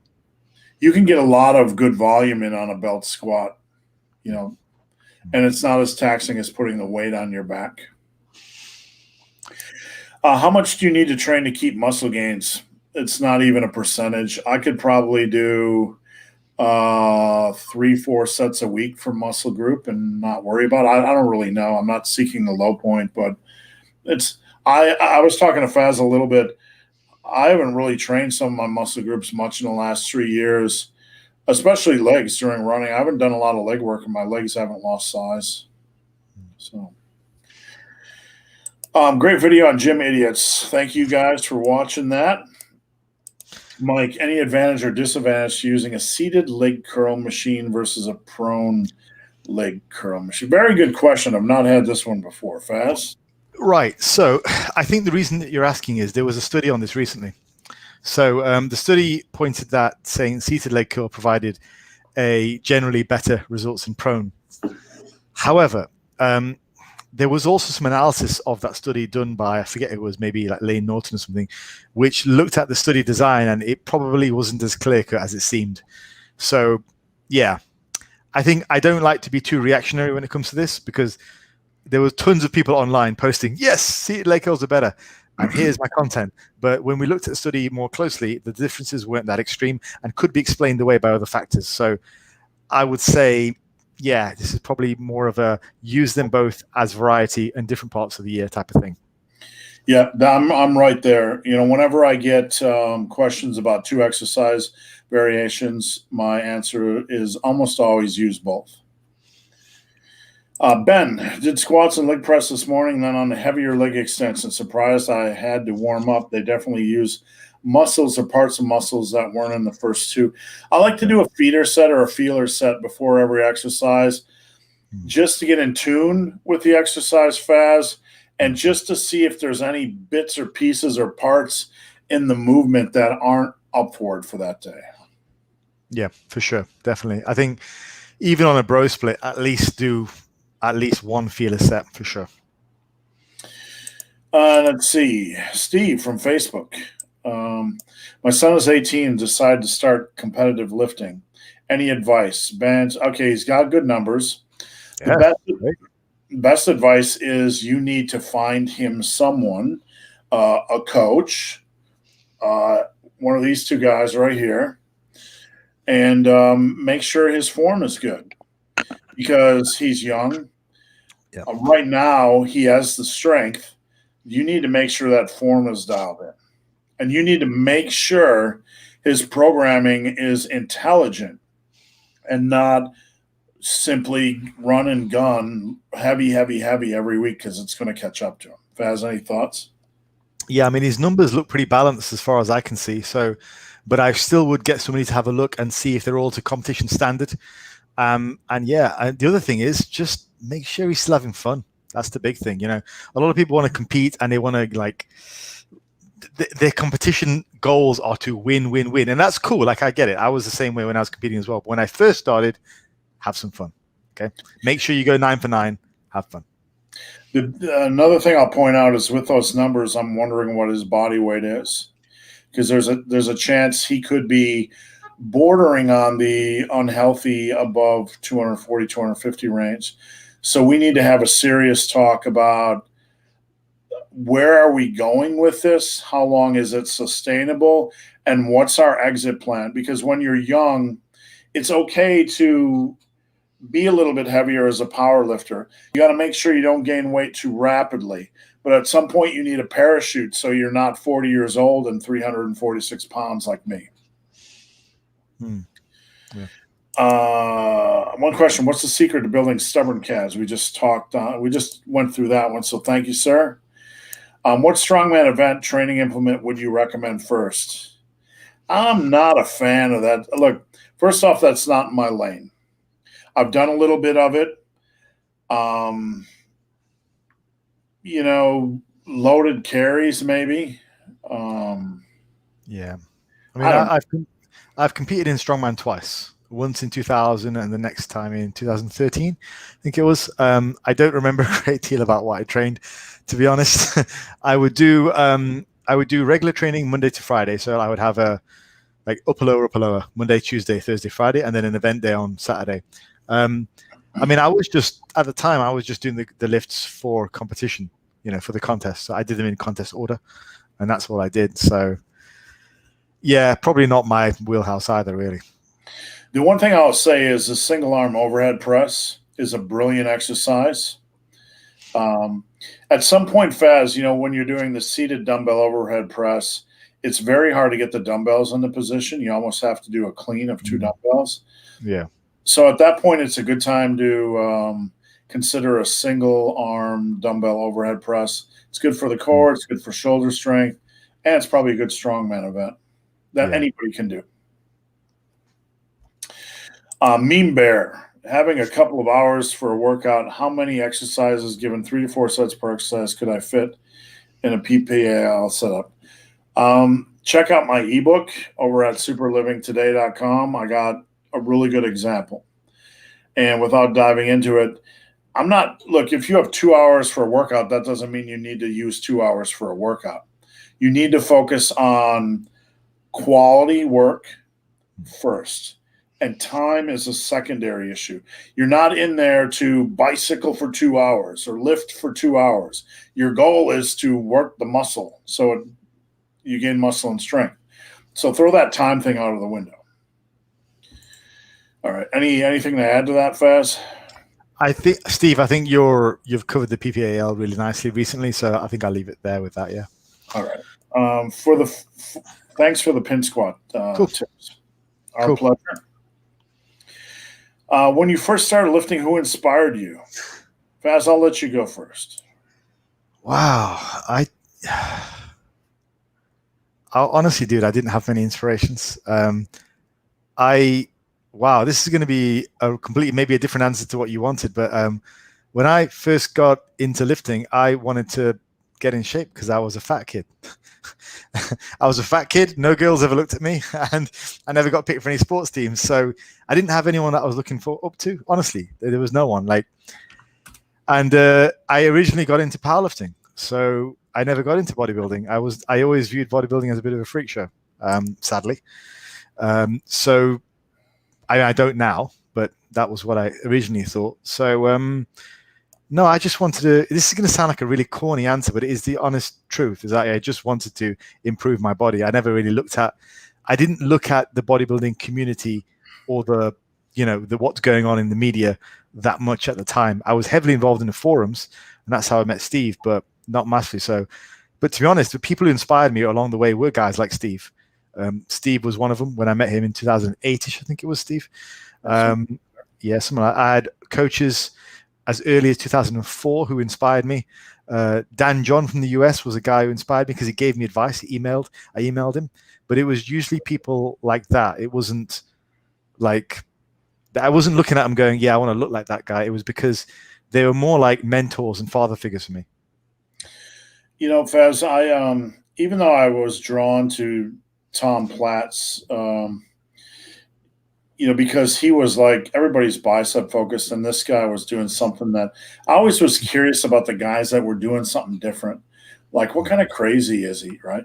But honestly, in 1986, I was off of college in the middle of nowhere in a desert. And Faz, an interesting thing, where I went to school in New Mexico Tech, they had two primary majors, astrophysics and petroleum engineering. This was 86. We had 800 students, 80 of them were women. And of those 80 women, probably 50 of them were petroleum engineer majors from Saudi Arabia, females. So there weren't a lot of active women to mess with, so I just lifted. And I found a book, a Weider bodybuilding system. It was a black cover. The pictures were all black and white.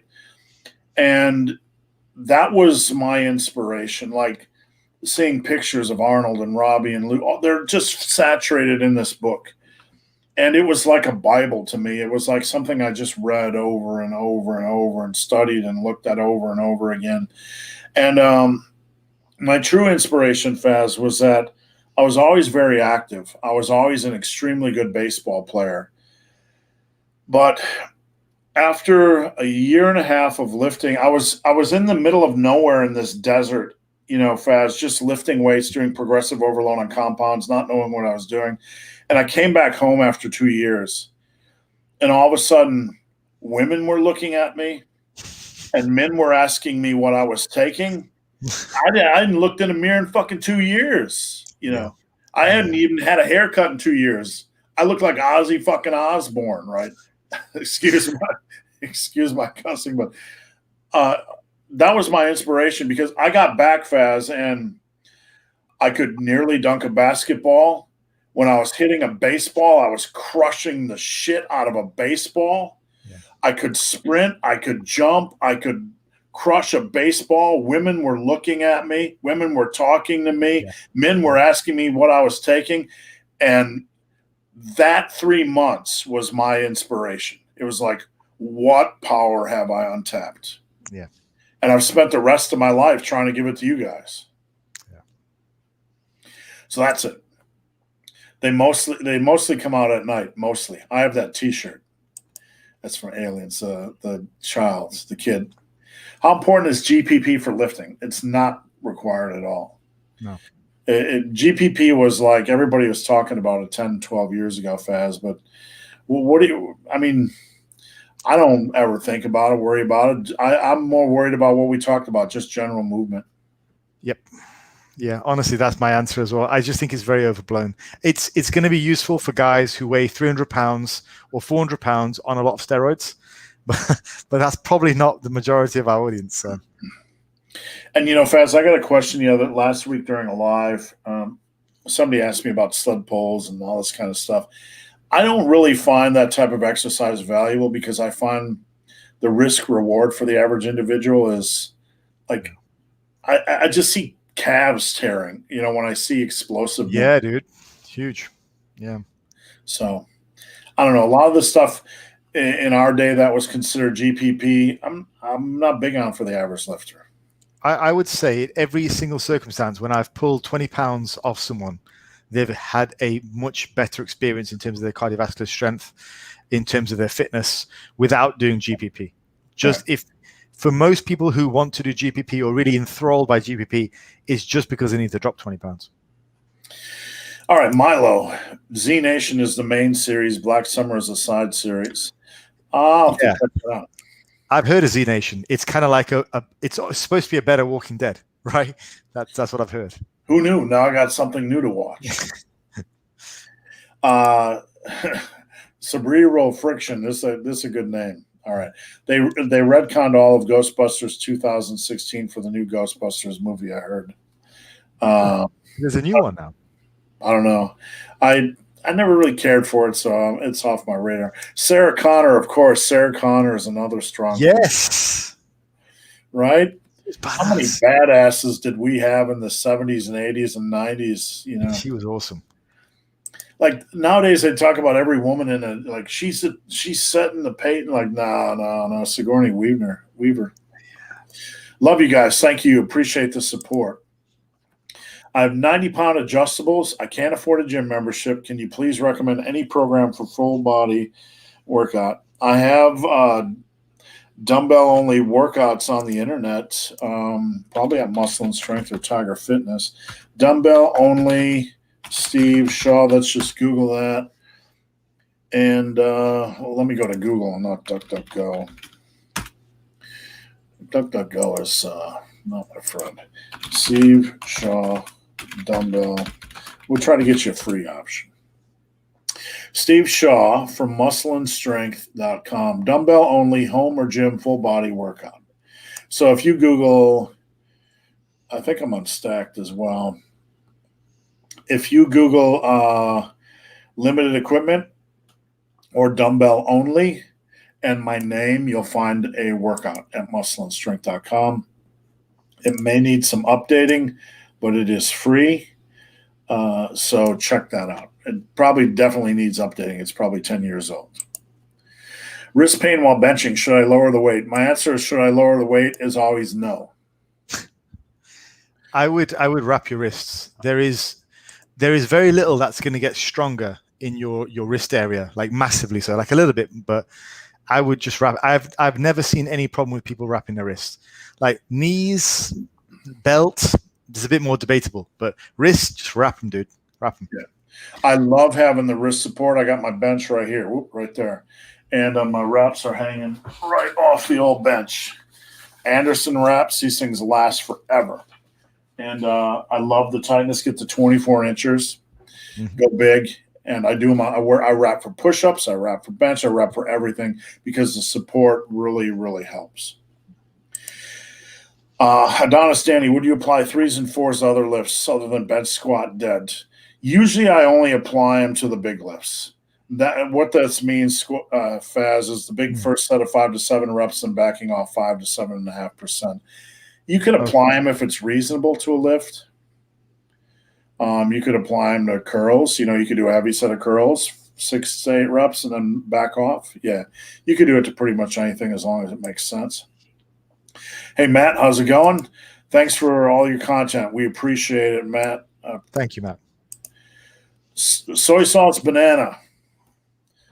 Sorry if I missed the answer. I can scrub the video later, but I ordered massive creatine on the 25th. Is it still coming?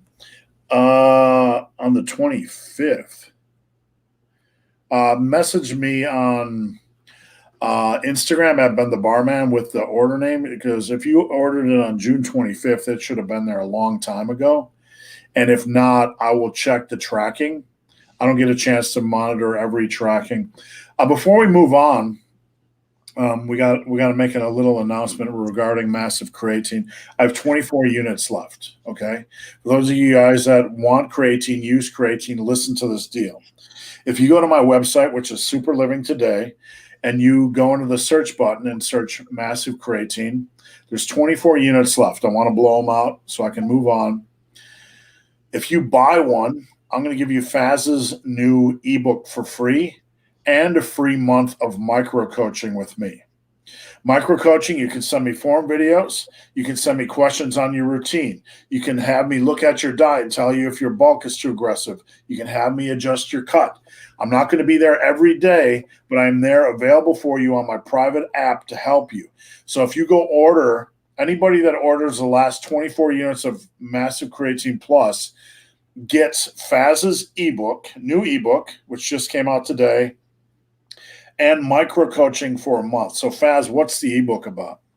Right. So I've not officially announced the ebook yet. So the ebook is it's a hypertrophy routine, and it's a delt arm specialization. So I've been asked by people ever since I released the tactician, the strength routine, whether I'd be releasing a hypertrophy one. And so that's what I did. And I didn't want to release it sort of officially yet until Steve's done his announcement. So you guys get the advantage of being the first people to get that. So that's 24 copies of that available via Steve's Creatine. And then what I'll do is I'll release a video explaining everything about the hypertrophy routine tomorrow, and I'll pop that onto the website as well. But yeah, this is your first chance at getting it from Steve. So if you go over and search Massive Creatine on my website, which is above my head, search it in the old search button. This isn't just creatine. It is creatine and some ingredients that help with ATP production. So you get a lot. You get a free ebook, a free PDF, and you get a free month of micro coaching. So take advantage of that now. I'm going to make an announcement on social media tomorrow, and when it's done, it's done. All right. What can you say about good mornings? Often done wrong, incorrectly, often overrated, meaning that they are one of these exercises like deficit deadlifts that when you say their name in certain circles, you can hear angels sing. Yeah. Faz? If you guys remember me talking about my low bar squats when I first started lifting, and the fact that I always found difficulty getting white lights from the judges, the good morning was the primary movement that I used to build up that style of squat. Kind of like, Steve Goggins, the powerlifter. He would do a hell of a lot of good mornings, and he would good morning his weight up. It's a good way to build up a low bar, very back heavy kind of squat. But then it's a case of, is that the best squat to be doing for hypertrophy or for powerlifting? And in both cases, probably not, because it's difficult to get depth, and also it's not very quad focused, which is probably the reason that you're doing squats. So good mornings are okay. They have their place. They're very good as a substitute for Romanian deadlifts, stiff leg deadlifts, hyperextension. So it's a good hip hinge movement. But like Steve said, it has somewhat of a mythical reputation in some circles. Just view it as in a balanced way. It's a replacement for a hip hinge. Cool. That's what it is. If you can work it into your program, it could potentially help deadlifts a little bit. It could potentially, if you're a low bar squatter, it could have some benefits. I always did them like a half squat, half good morning. And I did them over the years. I was on the bus for about 4 years.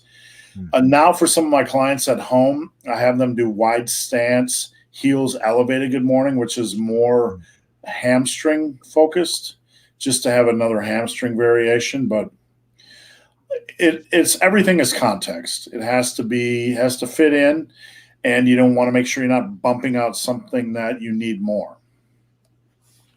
Hello from DC. I got to 195 by 10 on bench at 162, but had to backtrack due to shoulder pain. back to 200 after 5 months. Good work.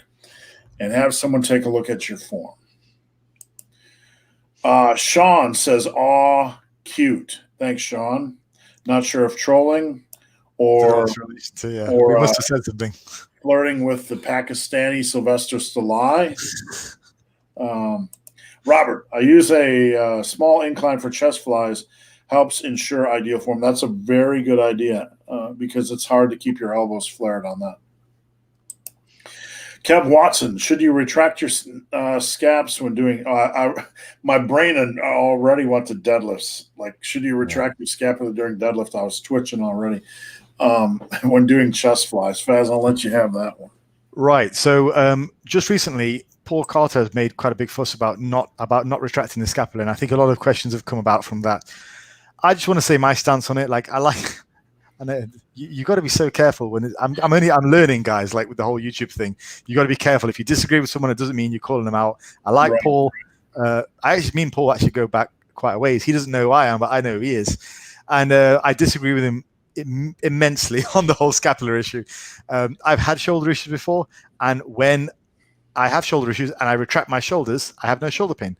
So it's a clear indication to me that they need to be retracted. So I realize where this question's coming from, but I say on any chest work, whether it's flies, whether it's presses, retract your shoulder blades.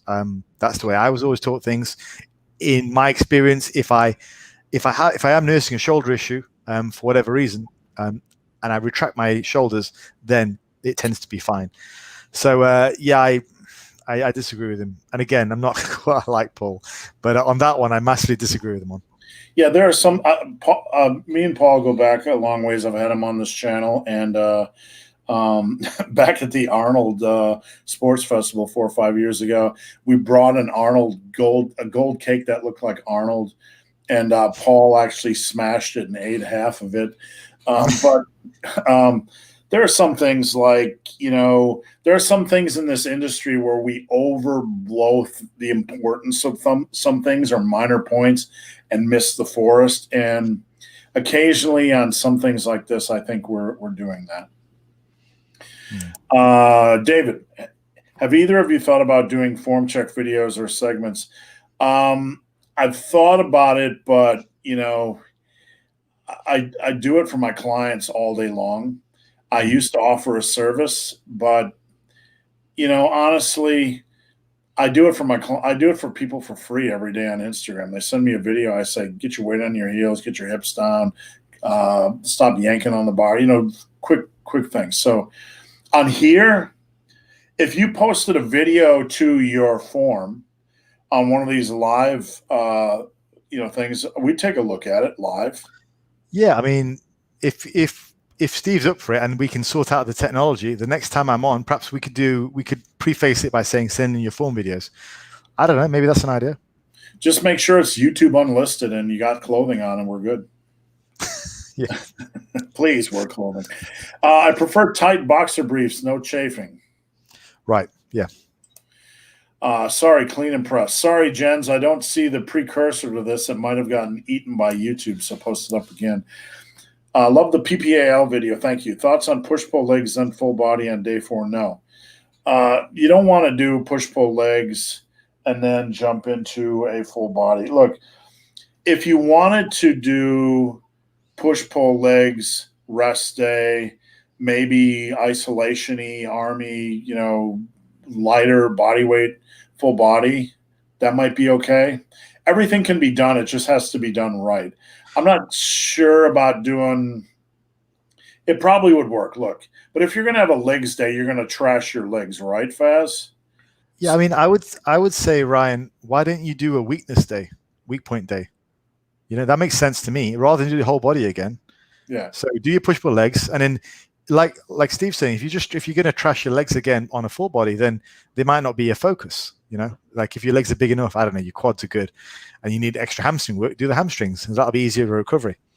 The thing I don't like about it is you're doing arms and legs dedicated days, so they should still be trashed by the day after that, and anything you do is going to be impacted because your biceps, triceps, and legs are trashed. So you probably need a recovery day.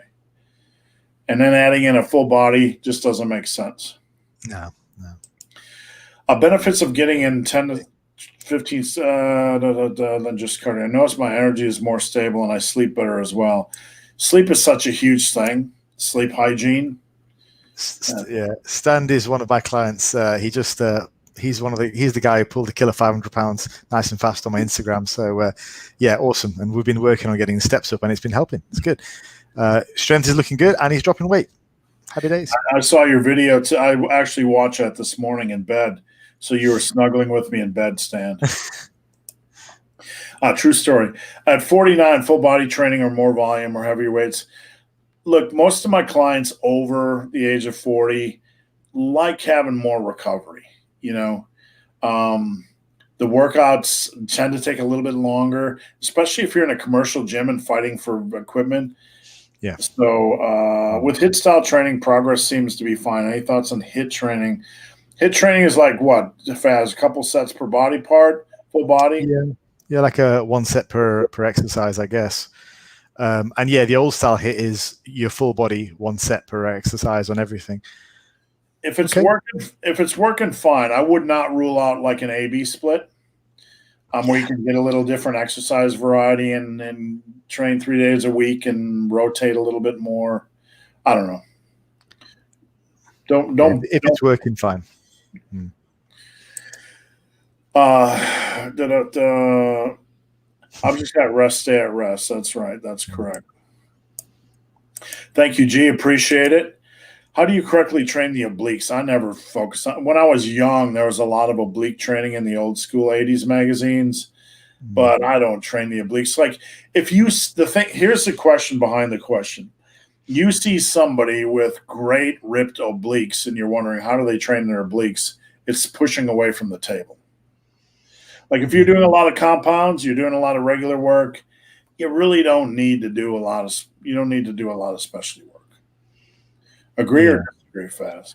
Yeah, no, I agree. I mean, the thing is, when you say for strength, what are we doing? So I can only really think of strongman. I can't. Powerlifting is very much back and forth. It's not side to side necessarily. So I don't know if it's that use. What are we using it for? If you do need sides, I think it's more rotational work. So maybe cable crunches to the side, and then to the other side might be better. But in general, if you're just training for strength because you want everything to be strong, I'm not so sure it's that useful. The two exercises I find that tax my obliques the most are cable tricep extension. Sounds ridiculous, but I can feel them in my obliques, and single arm dumbbell overhead presses. Yeah. As for farmers walks, I'm not a massive fan of farmers walks, really. I think they're very taxing for not a massive amount of benefit outside of for strongman. What I do is have a lot of clients do what I call 3+3s or 5+5s on shrugs, where they do 3 sets of shrugs, static hold for 3 seconds, 3 sets of shrugs. You're getting time under tension for the traps. You're getting the same benefit, and you're not going to tear a calf. Thoughts on BCAAs? Save your money. Flush them. The science is not there. I see folks saying you got to lose your abs to gain real muscle. But I gained 15 pounds since. These rules are silly. I have clients with abs that are building muscle. I have abs at 240 pounds, right? So Bill, just ignore these rules. Just ignore them. Have a good, clean, lean bulk. That's all you need to worry about. Yeah. Rico San Banana. Love the PPAL program. Great job on it. I don't know if you remember Don Morocco, the professional wrestler. I think he used to call Tito Santana Rico San Banana. There's a professional wrestling reference for you. If I could look like Bolo Young and Bloodsport, yeah, that would be. That's a look. Yeah, Bolo was like a beast back in the day. He was awesome. He's huge. That's a good goal. I'll be happy. Hello, everyone. Driving with a 12-hour shift. Thank you for joining us. Any further opinions on the heavy chest? Heavy chest, horizontal back, heavy arms, light shoulders, legs, light chest, vertical back, light. This is a lot of calculus. So any split will work if there's a progression approach in the mix, and if it's set up wisely. So further opinions, it's really going to come down to how you have the program structured. El Camino, his body weight is around 240 at 5'11". Okay. That's reasonable. He just has to determine right now, if he's going to gain weight right now, it needs to be slow and steady. He can't be doing any fat bulks. Park, I have Elite FTS knee sleeves and they chafe and bind in the back. I would sue Elite FTS. Faz? Yeah, definitely. I think that's just knee sleeves, dude. They pretty much all do that. Like when I was using SBD ones, they did that as well. SBD ones are the ones that people have in the UK a lot. I think that's just the way they are. Maybe you need to have tighter ones. I hate knee sleeves personally. Yeah. I really, really do. Yeah. Bill, not going to lie, the inspiration I got was Dom Mazzetti. Is he still around? Yeah. He's big. I think he's doing videos every now and again, but I do like Dom. He's got some great content. I have not heard anybody mention him in a while. And let me just see something real quick. I'll consume 10 seconds of Faz's life. So I remember the joke was always that he would only release videos every now and again and inconsistently. He made a whole joke about it. He's had 3 videos in the last 7 months. Now, he's had 2 million views. You know how much money that is in YouTube cash? Yeah. Like, what baffles me, if I was like him, I'd be making like a video every 3 days because that's like 10,000, 10,000, 10,000. How could you turn that money down? All right, Manu, decline bench versus flat all the way. Decline's more triceps, a little bit. Decline's okay, but you're not going to have the same setup you're going to have on a flat bench. So there's, I don't know. I quite like the decline myself. I mean, but it's a very awkward one. It's not particularly safe. Like if you fail, that's it. You're going to guillotine yourself.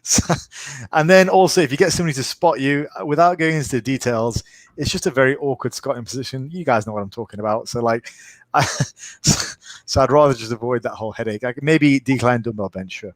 I have nothing against declines at all. I tend to program around dumbbell and barbell. Bench, use it where you want. I would just have a flat bench variation in the mix as well.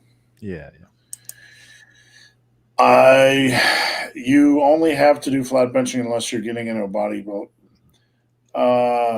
You only have to do flat benching unless you're getting into a bodybuilding contest. Do you mean powerlifting contest or? Maybe if you're in bodybuilding, and I guess he's saying if you want to work on like well-rounded physique, you only have to worry about that if you're bodybuilding. That's highly personal, Paul. I mean, I'm not trying to be argumentative, but I mean, for health and for variety, there's a lot of benefit to doing exercise variety. Yeah. If you're lifting and you want to look good, why not look your best? Mr. Ad Eel. Without seeing a video, why do you think someone would struggle with depth at a low bar squat but have on their high? Oh, this is easy. Low bar people tend to be a little bit wider stance on low bar naturally, and they tend to fold over a little bit. So they're folding more than they are squatting. So it really, I know if somebody says they low bar squat, that they're going to be a little bit more foldy and they're going to have a harder time hitting depth because their stance is going to be a little bit wider. It's harder to low bar squat and have a more neutral, natural foot width. Faz, anything to add to this? Yeah, I think Steve covered it. I mean, you're looking at more flexion from the hips and less from the knees. So it's always going to be harder to hit depth. That's what I would say. Just kind of nature of the beast. Yeah. Brendan Bowman, cheers, guys. A way to train Hest. Train chest while you're training Hest, and thanks for tuning in, Brendan. Just bought 2 of the massive creatine pluses. We have a winner. Thank you. And again, if you buy one of the last creatine pluses, you get Faz's new PDF and you get a free month of micro coaching. So you can send me pictures of your workout, your form, or your glistening pecs, and I'll give you critiques. Your favorite sources of potassium? Mine is beer.